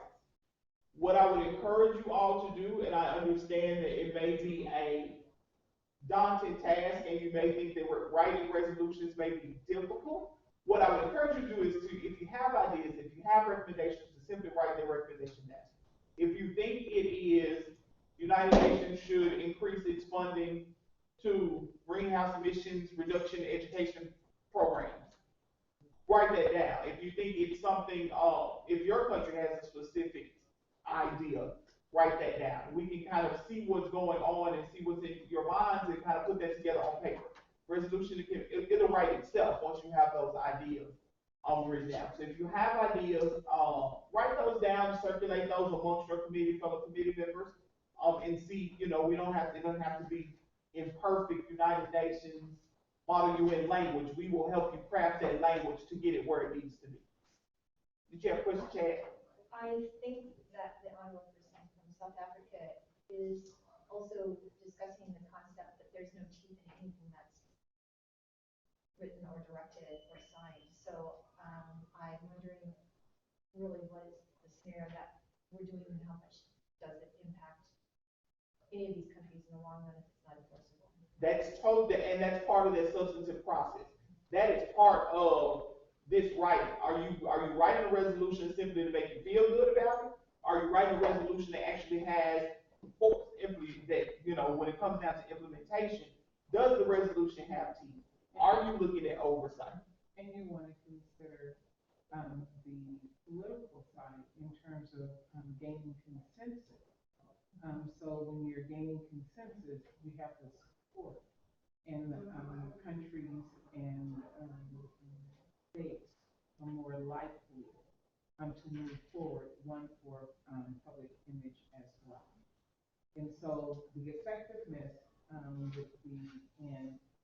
like, some of the delegates are doing, where they have a concept.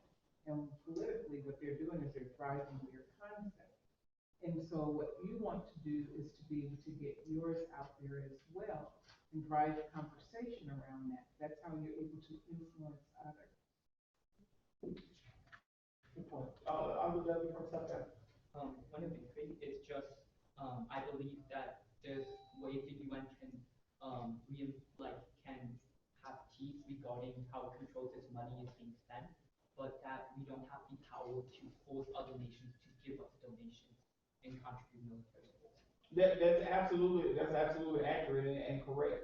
And again, those are things that you are going to have to decide as a committee what you want to put into these resolutions. You know, as a committee, are you going to encourage those who have not signed on the Kyoto Protocol to sign the Kyoto Protocol? Whatever it may be, it's the responsibility of the committee to put that into action. And if it's the will of the committee that there are teeth, then put those in action. The committee can do those things separate, in separate resolutions. You can create an oversight board, if you would like to, that would look at those things separate from that. Because I think what I'm hearing from the honorable delegate from Chad is there may be reasonable solutions over here and feel good stuff, but when it comes down to oversight and monitoring of those things, that piece is not there. That's what I'm hearing. Additionally, would you say the only way we can pressure other nations to really donate money and contribute is by the public image? No, that's not the only way, because also too, individual countries can solicit partnerships as well. And so you need to look at all aspects of that as to how you influence, build partnerships, build collaborations with others. It's not all about force. It's about influencing and collaborating to get to the means in which you were trying to get to. Neighboring countries, developing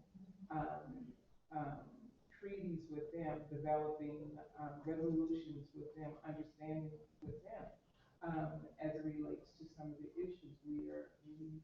The discussion has been around a lot on climate change, but the presentation wasn't limited to that. We talked about climate change, we talked about climate action, and we also talked about refugees. And we're putting a lot of the weight, not trying to influence your discussion, but certainly you need to look at the full realm in terms of the impact. And additionally, think about how you can work on solutions that bring in, as Sandra said, the partnerships, not just governmental agents. You have NGOs who you can partner with. Think about how those NGOs and IGOs will have an impact on what we're doing. Civil society in and of itself. You have to educate the general public, because those are the people who are going to have to really, in all intents and purposes, if you're looking at for the United States, for example, if the United States, exactly, if you put the United States puts certain things into place and ask its public to help them reduce those emissions, you have to ask Joe Q public, hey, we need you to stop driving your car for 2 days a week, so that you can help us reduce these greenhouse emissions. So, you know, those are the types of things also that you can put into focus. How are you going to get civil society to be a part of this process? There has to be a buy-in from not just governments, but from NGOs and other partners to help build on what you want to see happen. What aspects of those would you look at or recommend, even within your own country, to become better global citizens? So I'm taking all of that into consideration. The conversation and the caucus and the debates should take on, I think, a more comprehensive discussion or exchange. Does anybody have any questions before we continue with the moderated caucus? We will go ahead and continue with the moderated caucus. Anyone wishing to speak? Have a stand. Say that again. The speakers list? Okay, yeah, we can. Anyone wishing to speak in the moderated caucus? South Africa.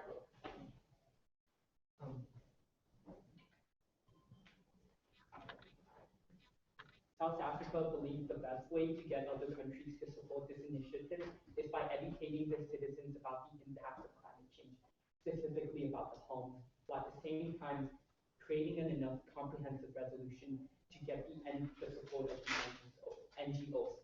As a result, we are proposing a resolution that would increase the education for all countries and their citizens about the impact of climate change and what they can do to help mitigate it. And we believe that way it would pressure the governments and also other NGOs from those countries to support resolutions that are being passed today in the United Nations. Thank you. Thank you, Honorable Delegate. Any further speakers? China.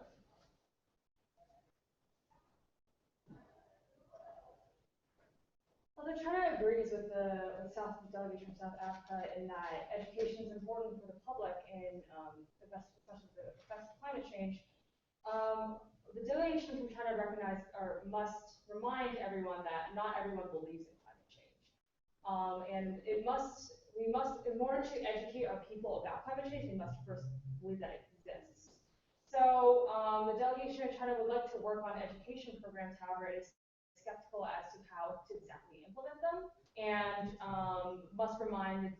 the delegation of China would like to remind everyone that some level of pragmatism has to be kept in mind in terms of passing optimistic resolutions that pertain to education, as it won't necessarily have an effect on populations that might not even recognize that climate change exists. Anybody tell me what China just said? Anybody translate what they heard for me in non-modular terms? Brazil? To help fund the education so that people will know that there's actually a climate change problem, so they'll actually want to do something. Not quite. Not quite. Anybody else want to take a stab at it? That education programs don't matter if people are still skeptical that climate change exists. True. So what do you hear from that? What do you hear from that? And I'm going to ask you to help me out a little bit, China, and put it into a layman's term for what you said. That was great. It was absolutely. I think it was a great speech. But for layman's term, what did you just say? Basically, I said China won't really support any education programs. Say that again. China won't support education programs. Yeah, there's a big disconnect with China's people and China's government. China's government recognizes that climate change is an issue. Our people don't. Therefore, we're probably not going to implement education programs, nor will we sponsor them. So. Because it would be, in essence, a waste of money for one of your biggest funders outside of your normal P5. Thinking about those things, and guys, if you continue to model UN and continue to be in these types of debates, people can talk about how the political speech that she gave was pretty much on point with what you would say. You don't say, we're not going to fund it. You just don't say that. You don't say that because you're trying to build relationships. You're trying to build good rapport with folks. And so you got to listen for those key things in these debates that, okay, well, China may not be on our side. And when you think about it, if you think that China is not on a certain issue with you, you have to think about those remaining countries who are going to side with China because of the alliance that they may have with them. So thinking about, okay, what did China just say about this resolution that we're crafting and working on? Well, it's not going to work for us. So what I hear from that is that you automatically have 3 to 5 people in this room who are not going to vote for that resolution. And how many do you have, how many generally do you have voting? Those are things you got to think about. And you think about, okay, China's not going to fund education. What can China get behind? What can another country get behind that can make this work and get us a consensus? Or what are they willing to do? Exactly, compromise, collaboration. She said nothing. She said nothing with education. They're not supportive with education. So that's a conflict within their country. So then the question would be, then what are you willing to? Well, I think education is such a vague construct that I didn't hear that that's an impossible reality for China, because I think with enough visuals and messaging that would create worldwide empathy based on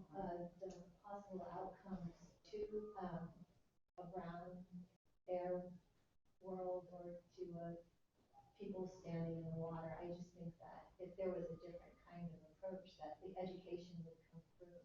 Well, would you like me to respond to that? Yeah. So, I see you.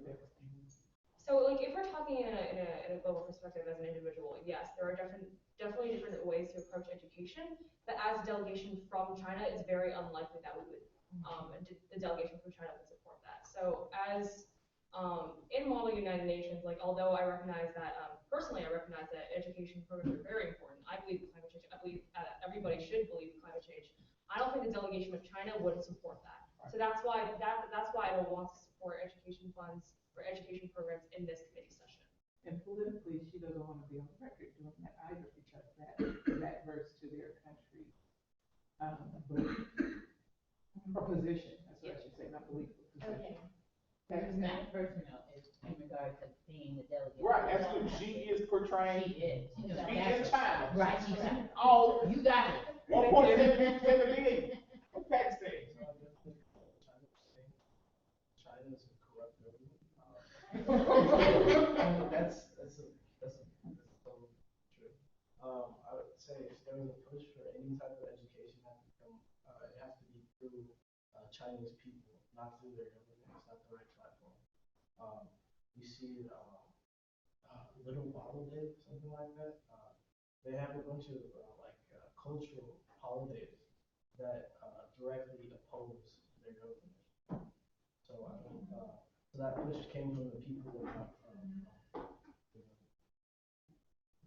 Good point. All right, so moving forward, anybody have any thoughts on anything we're talking about right now, Spain?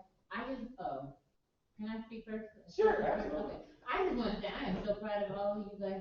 I mean, just from me being outside, even as part of my sorority platform and whatnot, part of the section, but just to see students going through this process and being a delegate on a global level, I just wanted to just give a personal privilege, and you guys are doing an awesome job. Absolutely. Thank you very much. You guys are doing an awesome job. And I am going to call out some folks that haven't spoken yet, so don't be prepared. Get your words together, because we're going to call some folks out. Because we want to hear reasonable solutions, and I want those solutions to get to a resolution that we can put before the body today sometime, and make sure we tell our counterparts in our closing session. So we're going to get back on track. We suspended the time at the chair's discretion of the moderator caucus. So we do have approximately 4 minutes remaining in the moderator caucus. So I would ask that we utilize the remaining of the moderator caucus to discuss any potential solution that you may have that you want to bring to the table to further discuss. Chair recognizes the honorable delegate from Chad. Can I sit? Sure. The delegation from Chad would like to present the idea of enforcing a boycott of all Chinese goods for the next. Now they gonna send the security council in here in a minute. Yeah. I don't know if you're joking or serious, but we do have to be realistic as far as our solutions. And remember that we are a program, and so we are a program of the UN, and there are organizations that have oversight over us. And so even in that we have to be careful of what our scope, what our role and responsibility is in that. Any further speakers? Any further speakers? Seeing South Africa. Okay, this is gonna be the third time in this session. So if we don't have any other speakers, we're gonna go ahead and suspend the moderator caucus and go back into the formal session after this. South Africa firmly believes, as a Western nation and a leader of democracy, that education is the focus of all reforms, and that by not taking education, you're only enabling corrupt governments to stay in rule and at the same time accomplishing nothing substantive. Instead, education will convince citizens about the problems at hand and at the same time encourage combat against climate change. And by denying education, it is an excuse to deny funding refugee programs and other programs aimed at solving current issues like climate change. As a result, South Africa will firmly urge all nations that seek to help its people and also at the same time help the world to fund education programs, to educate its people about the impact of climate change, to convince them that it is a real thing that threatens their very lives. Thank you. Thank you. Delegate from China. you're rebutting the South African comment. So although the delegation from China recognizes the concerns of South Africa, climate change is a very pressing issue, and it's important that the people get to know the issues as time goes on. However, we must remain pragmatic. It's very easy to say that education is very important and that education should be granted to all, no matter the consequences and no matter the political opinions of the people residing there.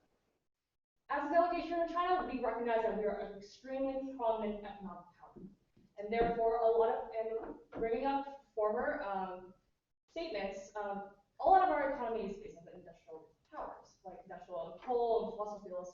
So we must remain realistic and not necessarily point fingers at countries that display more economic power in this stance. We should, instead remain pragmatic and pursue solutions that are actually viable to everyone and not just a select sectors. Thank you very much. Any further speakers?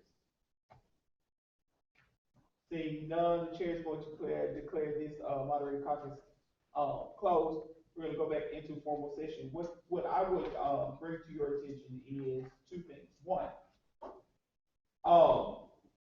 if it's important to folks, particularly when dealing with refugees, and I'll bring it to your background guide that was presented for this video on the EGMIT website, is looking at possible responses to disasters, whether they are man-made disasters, whether they are natural disasters, and how we, I would like to see resolution on disaster response in relation to our topic with climate refugees and how we handle that. That is important.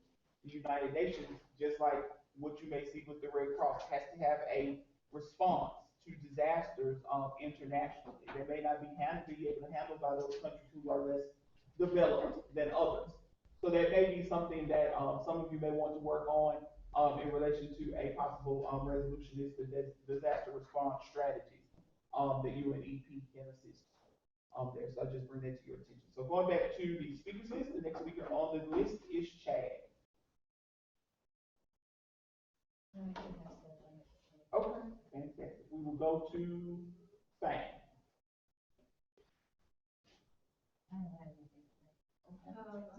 I would delegate from China. Motion for a 10-minute unmoderated caucus. Delegate from China has moved for a 10-minute unmoderated caucus. The chair finds that motion to be in order. Is there any further points of motions on the floor? Seeing none, is there any objection to the 10-minute unmoderated caucus? Seeing no objection, we're in an unmoderated caucus for 10 minutes.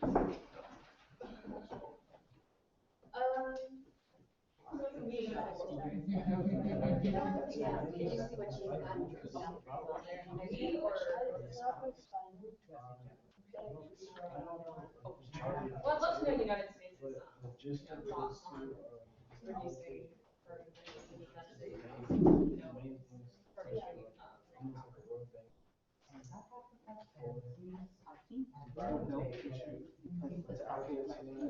problem of like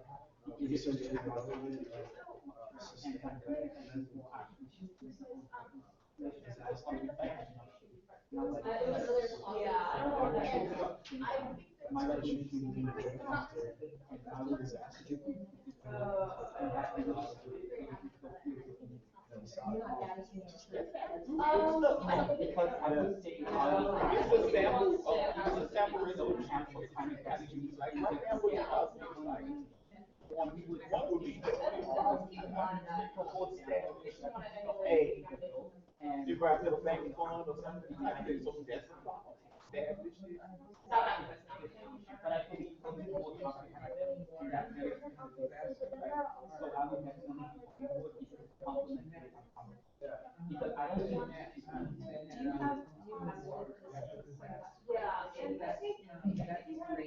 no, because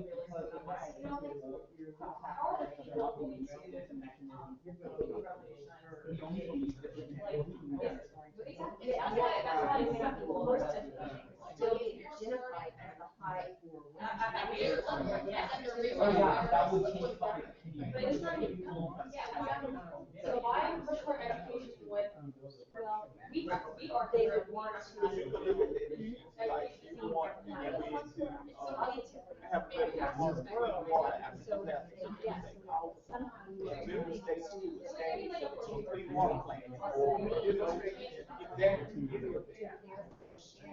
Okay, so, So, but yeah, I don't think that should. I was looking, the direction I would want to go, for the resolution, but I think that the development countries benefit a lot. Egypt, they have to create a million new jobs each year. Population growth, and they're having trouble keeping up with population. And so that developing countries could work with more developed countries and also with private companies to develop.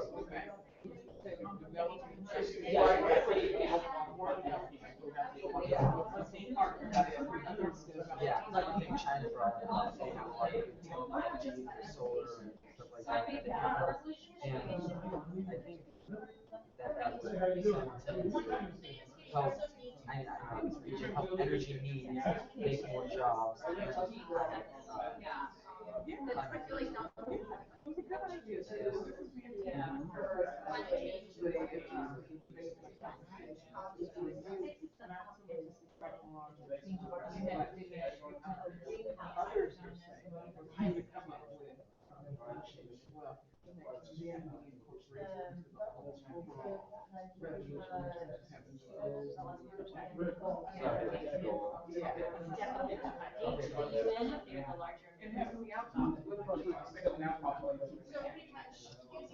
okay, yeah. Instead of just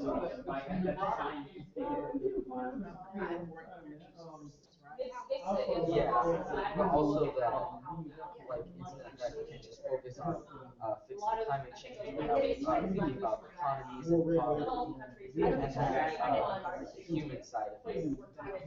So I'm trying to solve both.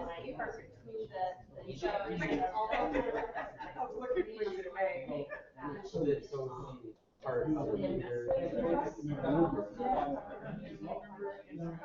Like, we can't say this. Most of the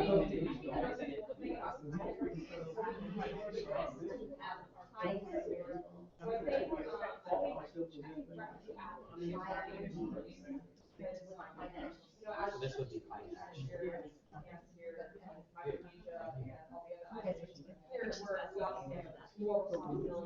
And also, sorry, but do you think it's better to propose that something for the moderated topics to talk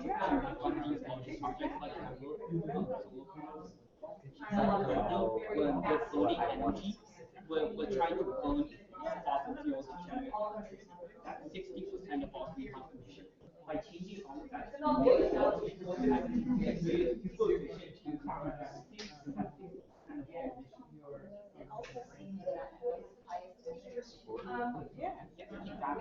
Yeah, or like,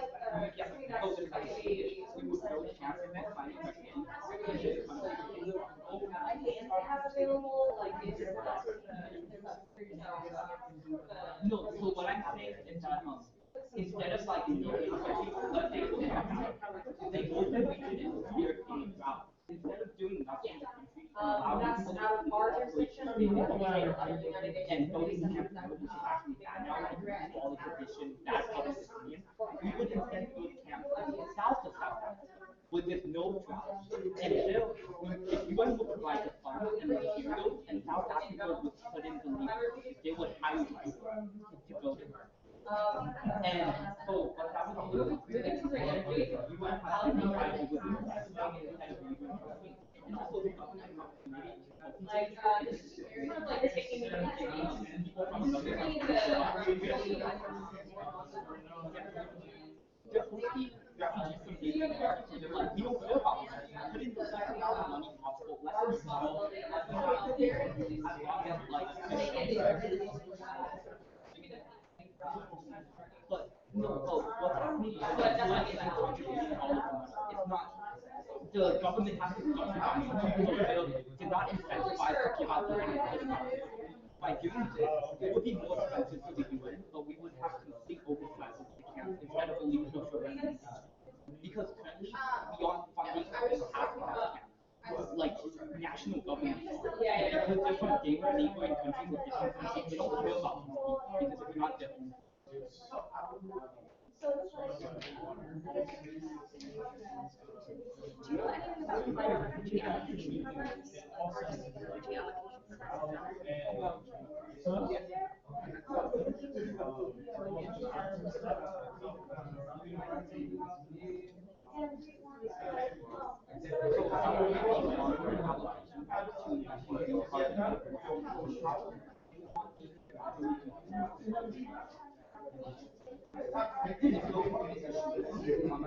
Change by giving, giving you money to the so that you can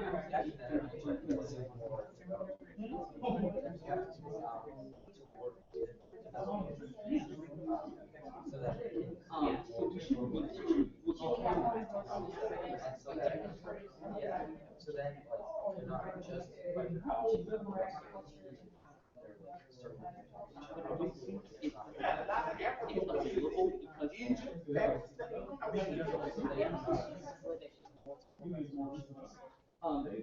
do not. Because direction would find more support among the public rather than pricing. And by having people, those national government to otherwise they can choose the road that they can decide. I could be wrong. So would you be okay? Who else was writing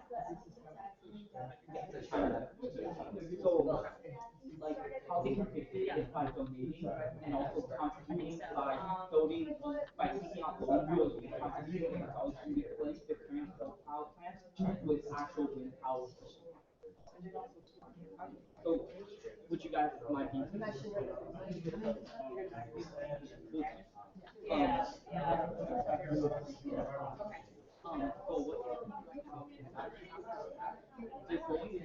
So I don't remember anything. I remember like. So, let's say before it was just fast, so we'll go into like, put it on the spring because if we let them out of the economy, it's not possible. Then we need to show the camps and help them come climate change. Until they're local enough, or until we have enough money. Yeah. They're using just countdown.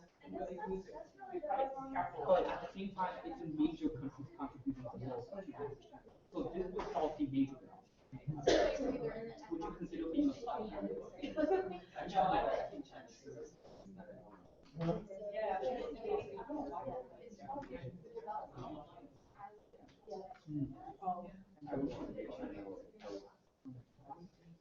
Well, yeah, then in that case, But then he's saying there has to be something about reversing it. It's delightful reversing. We need to go down to 3 parts per million. That's gotta be stated, because right now when they say reduce it, it's just reducing it months ago, not reducing it. Causing, I think it's a biggest carbon dioxide.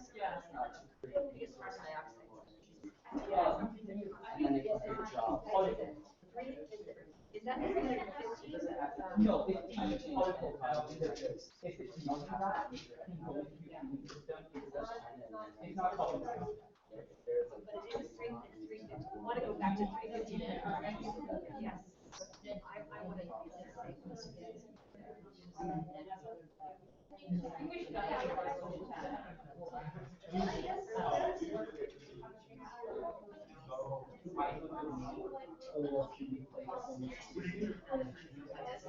think we should have a resolution.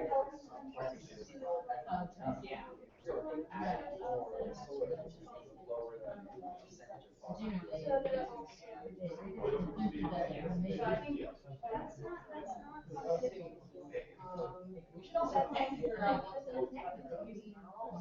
yeah.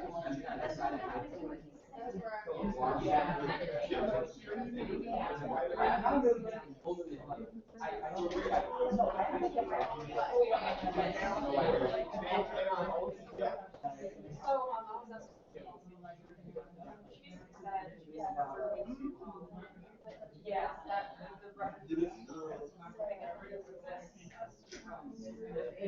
yeah, basically well, we can apply this exactly.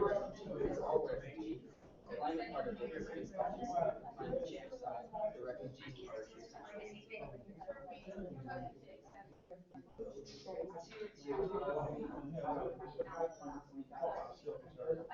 I think that would be smart. So right now, it's only. I don't think it only has four, but I think an extension is probably, this is probably maybe Syria.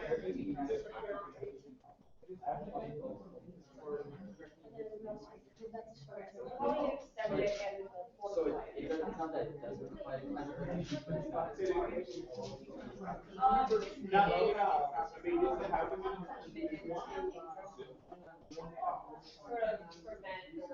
We might say combine it later, but you should be good. Sexual and gender based violence, preventing, trafficking. Oh, I think I know.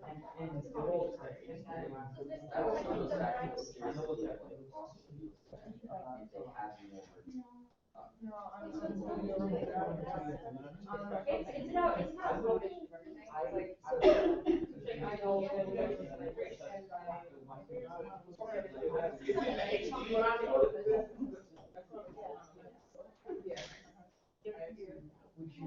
If you could just sort of give more. Well, so I can't find the 350 parts.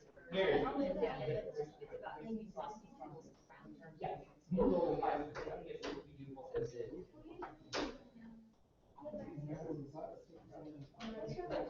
Keeping all fossil fuels in the ground. That's how fossil fuels stay in the ground.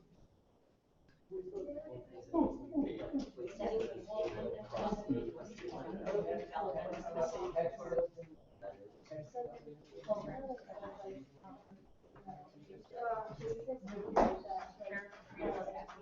what are those?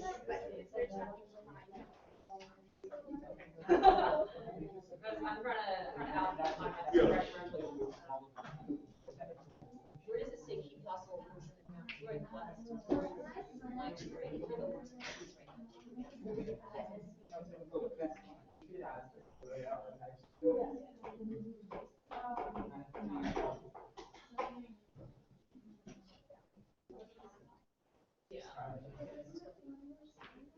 we need to have a directive that fossil fuels stay in the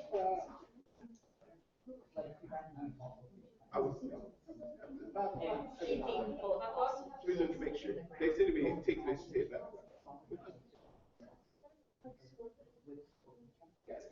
well, let's just say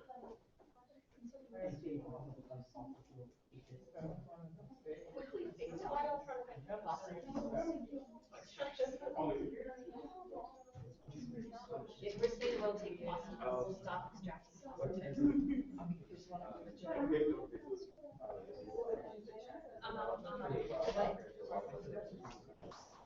Yeah, think of that up. So much pollution. Power, photo, black. Aesthetic, solar energy, Okay, that's good. it's coming. Guys, real quick, Ms. Williams is going to go through, just as a reminder, some of the key points from the Paris Climate Agreement. Just because it's important in discussions, you don't want to reinvent the wheel. So Ms. Williams. Yeah. So you guys we went through the presentation really quickly earlier. This is just as a reminder so that you guys don't try to recreate the will as it relates to your resolution. This is just a quick reference in terms of what the Paris Agreement covers. Okay? Yeah, so we should really recognize and remind that that's what we want to support. Yeah. And we'll leave that up. We'll leave that up just so you guys can reference that while you're working on it. There's one more. And did China agree to that? 175 countries signed on to it. And was China part of it? So fast. What?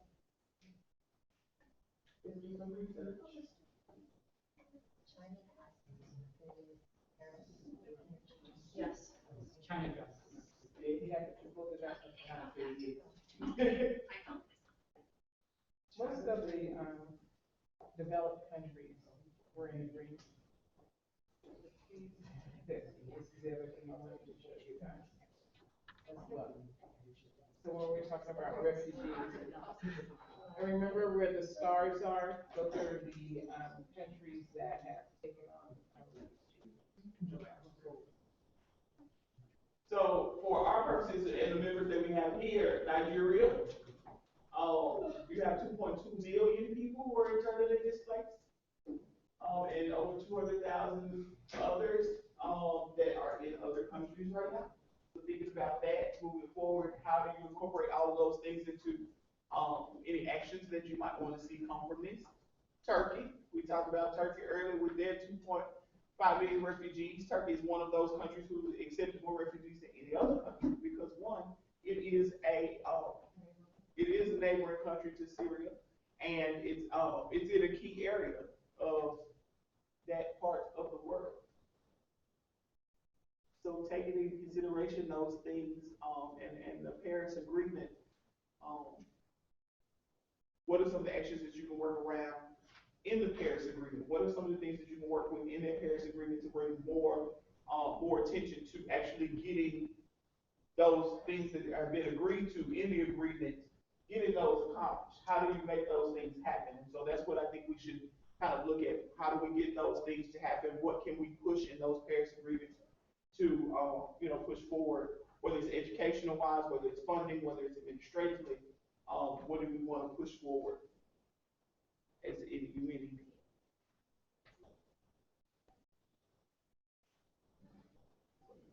This summarizes the New York Declaration. I showed some of the other delegates this a few minutes ago, just in terms of the essence of it. Remember, it's a fairly long declaration. So is the Paris Agreement. And their focus is on respect, safety, and dignity for all. I think that's it in terms of following this up. So guys, if there's no objection, we're going to continue for another 10 minutes at unmoderated conference, just so you can kind of research, look at any additional research, help you develop ideas. Is there any objection to that? Any objection? Without objection, please so order. All right.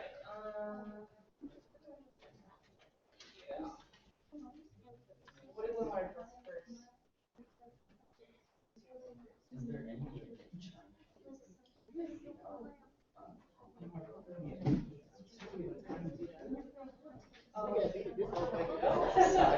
besides like distraction?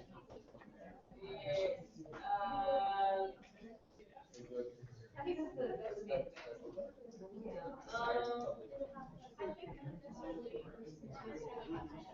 I think it's not only China. It's definitely the United States. They're very as in that they like as the carbon emission that they've produced in the past like 7 years, and they should be the United States is number one. China number 2. China's number 2. Yeah. Well, I mean, if you compare the statistics, I think it's 20 something like that. So guys, as a matter, and just so you guys are aware, let's make 3:30 our goal for any working papers to be submitted, just so we can make sure that they're in the proper form. My anticipation is that by 4 p.m. we will go into voting block.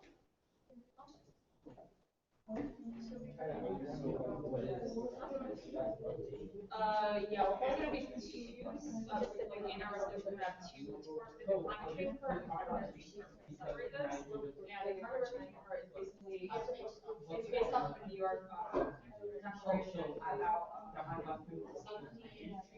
climate, I can't get that. So the climate change part is supposed to address, the New York declaration that I mentioned earlier, it has a lot of things in regards to what the United States down out to here.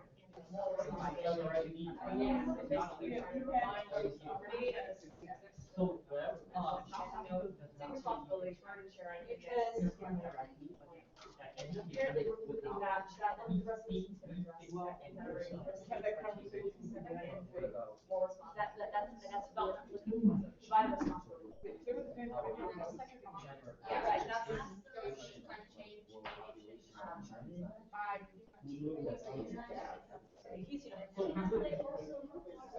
Yeah, and I have a question about the Paris China the biggest part of climate change is not necessarily the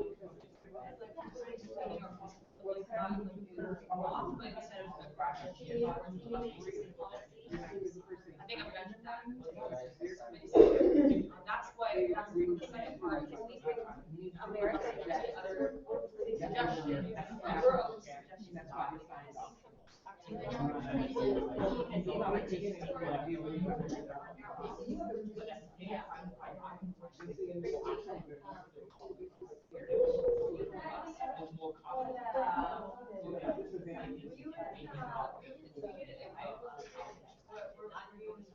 So like, so companies can't For Germany, how is the US? Yeah, someone called me hard, and I was like, oh, you're back. Nice to see you. So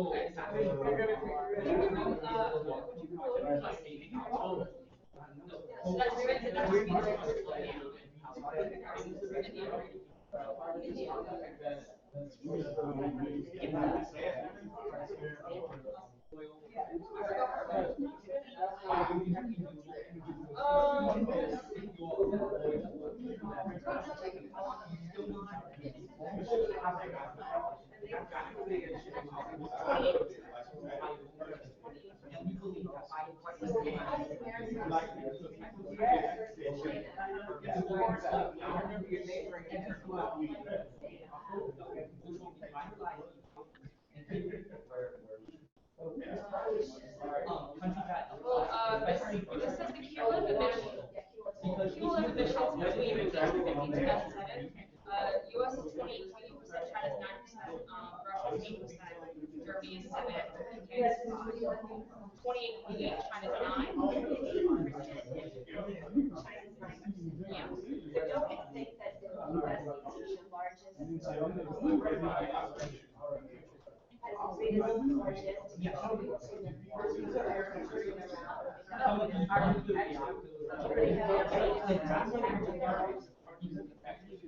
Okay, awesome, so thank you. United States is 28%, China is 9%.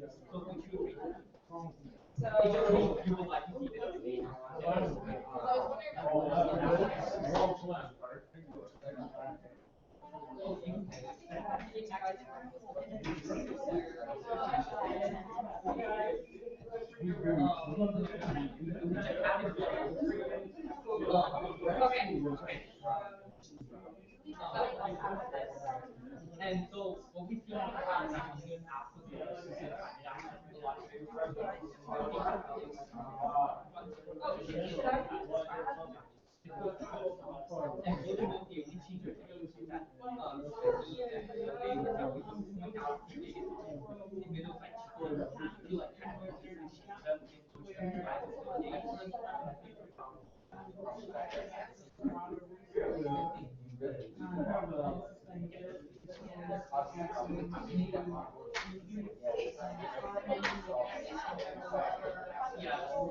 so like what was basic so I mean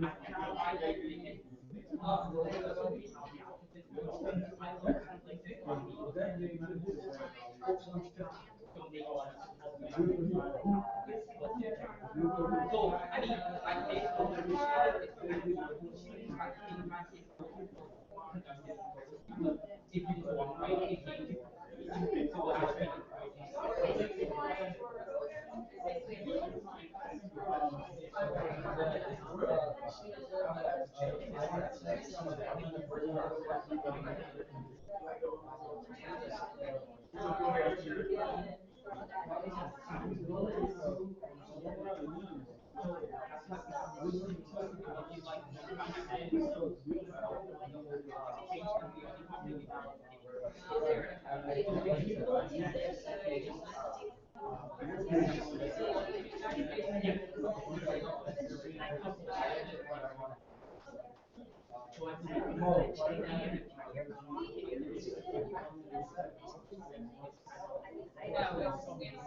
Accumulation of all of it. And that's including the industrial revolution, so that's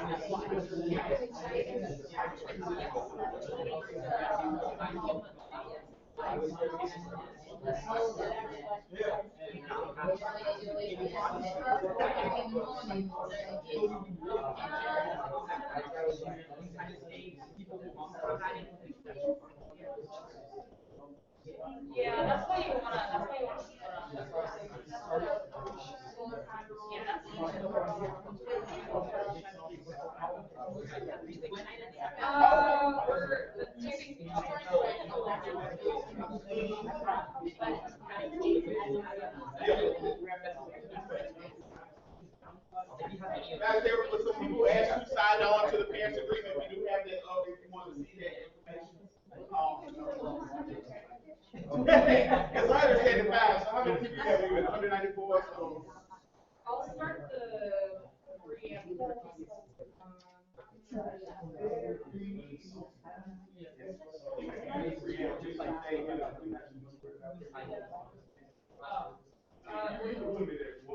So the ratio is, two clauses. Oh, okay, so,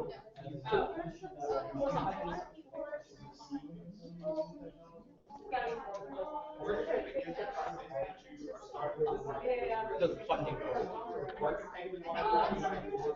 That's right, yeah. No, we have not, but we're going to be focusing on one project. So we're going to do as much as we can. Maybe we won't change the whole world in a decade or so, but we will definitely find that.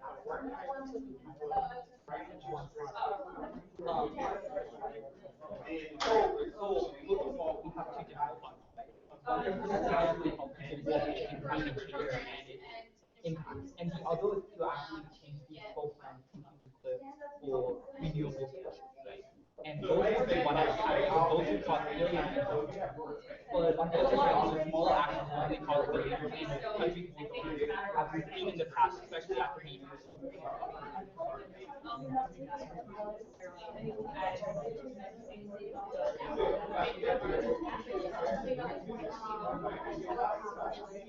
So something like that, like if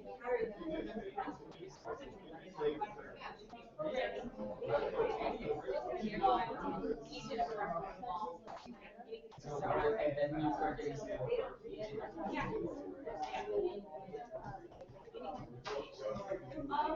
I think we're looking at I think it's gonna be a long-term no one's obligated. because we believe that we don't have time to do it.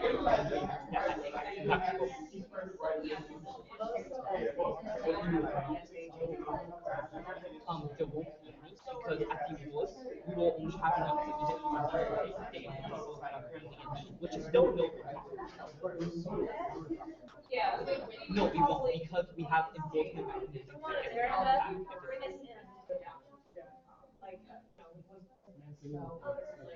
If you are truly the United States of America, you will support a big step in combating climate change. Wait, but you supported the Paris Agreement, which is something that you kind of proposed, and that was a big step, right? A big leap.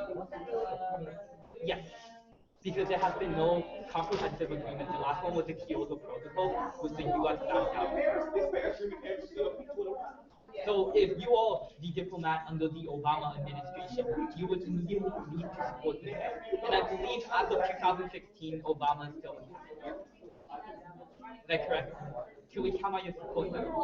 Because you represent your country, and you represent Obama. And Obama says climate change is bad, and he will do anything to stop it. Okay. A reasonable thing that are proposed in this legislation. Yeah, I mean, we don't say that use the biggest product. Like, this is big.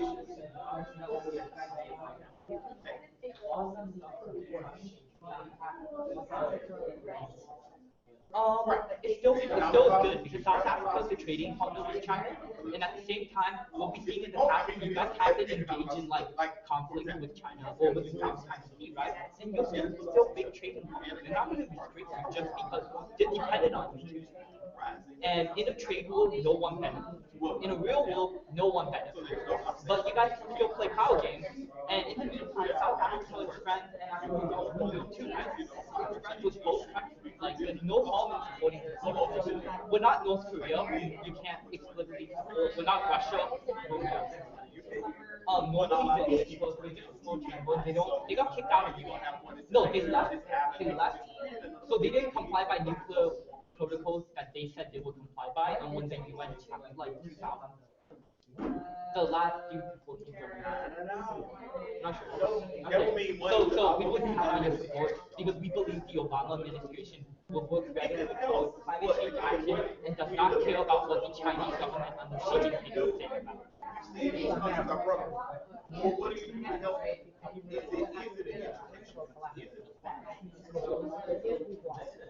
Is it a Exactly, it's the people. So in which case, what we're debating about now is What's the best solution going forward to accomplish the end? So that is you recognize that these countries are vulnerable to climate damage. How do you best fix those things? Because in that case, it is probably education in that specific area.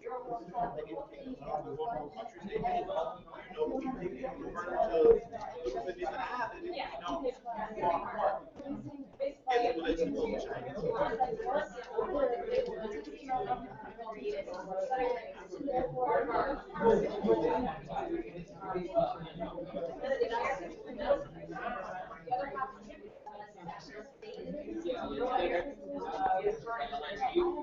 And it's okay to say that people would say that has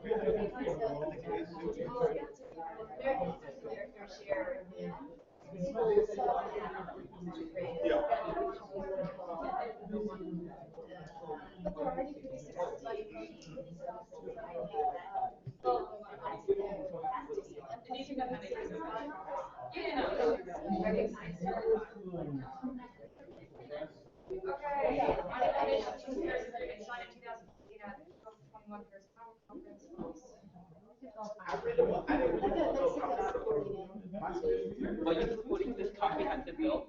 I mean, under the PINA organization, Yeah, but I only have one for answer.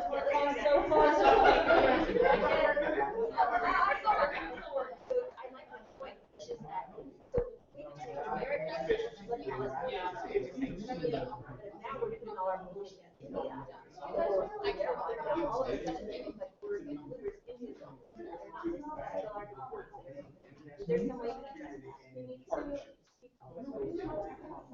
these corporations can involve more than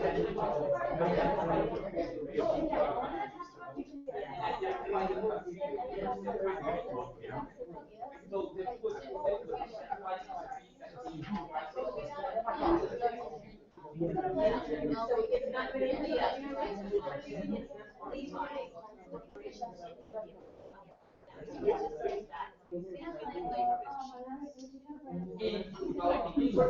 we're stating your but how would you know that?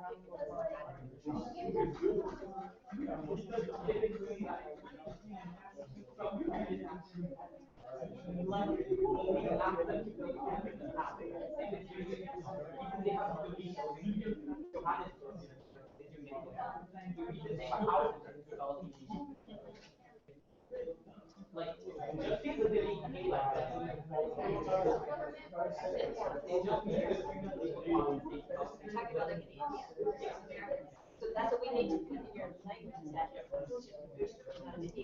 American corporations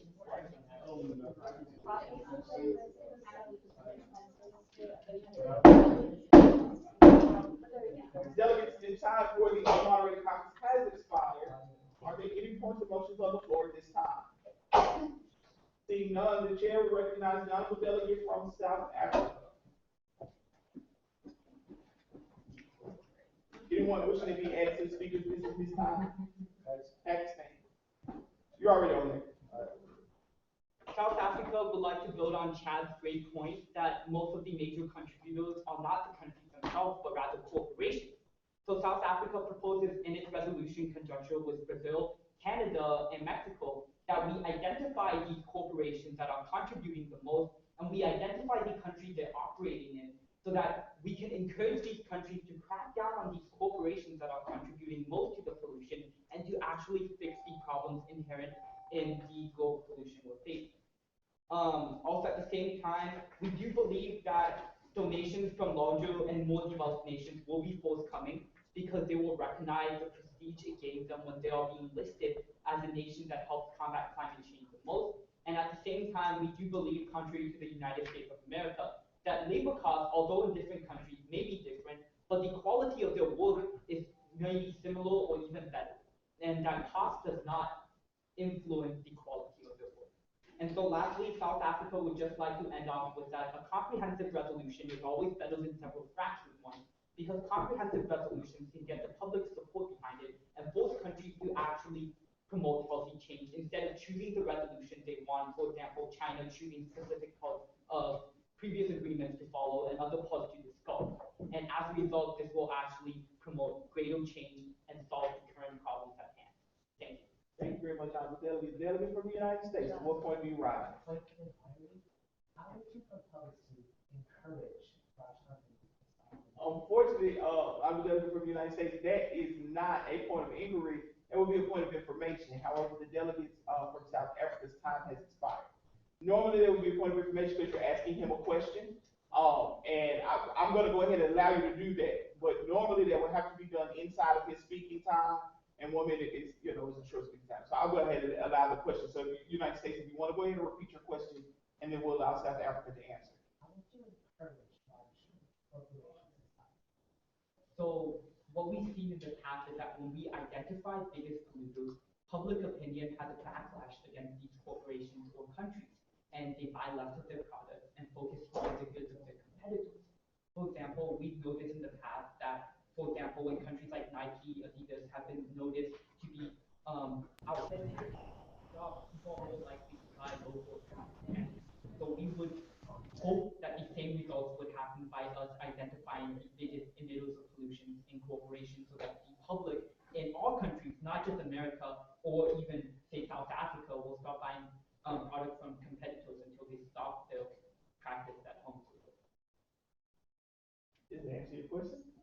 Fantastic. I'm going to from China. To what point do you rise? I'm a little thrown off right now, guys. So excuse me. China, go ahead. I was going to motion for an unguarded office to get something else. No, absolutely not. That is a motion that's in order. What I would remind you guys is that we do have about 30 minutes before we need to have any resolutions on the table. Quick question. How many resolutions do we have out there? Can I get a hand for each of the main sponsors? 3, 4, 5. Mexico, you have one as well? If you guys are working on the same thing, just one person per. One person per resolution. Raise your package for me. Okay, so see Pakistan, South Africa, and China. 3 resolutions to be expected. Very good. Again, about 3:15, I'm going to give you an unmoderated clock. If there's no objection, I'm going to give you an unmoderated clock time until about 3:15. Do we think we can make sure that those resolutions are the proper form by that time? Those working papers in the proper form by that time? Does that work for everyone? Okay, so by 3:15, I want to have any working papers up to the dais so that both Ms. Williams and I can look at them, make sure they're in the proper format, so that we can approve them as draft resolutions and immediately go into hearing the points of those draft resolutions and to formal debate on the resolutions. We need to be finished by 4:45 in order to get to closing ceremonies this evening. So again, I'm going to give you to 3:15. If there are no objections to that, the chair will smile favorably upon a motion to go into unmoderated clocks until 3:15 p.m. A motion by China. Is there any objection? Without objection, is so ordered.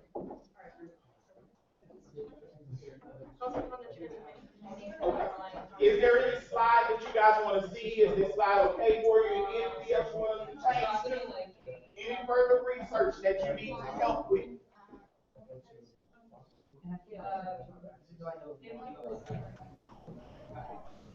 Here's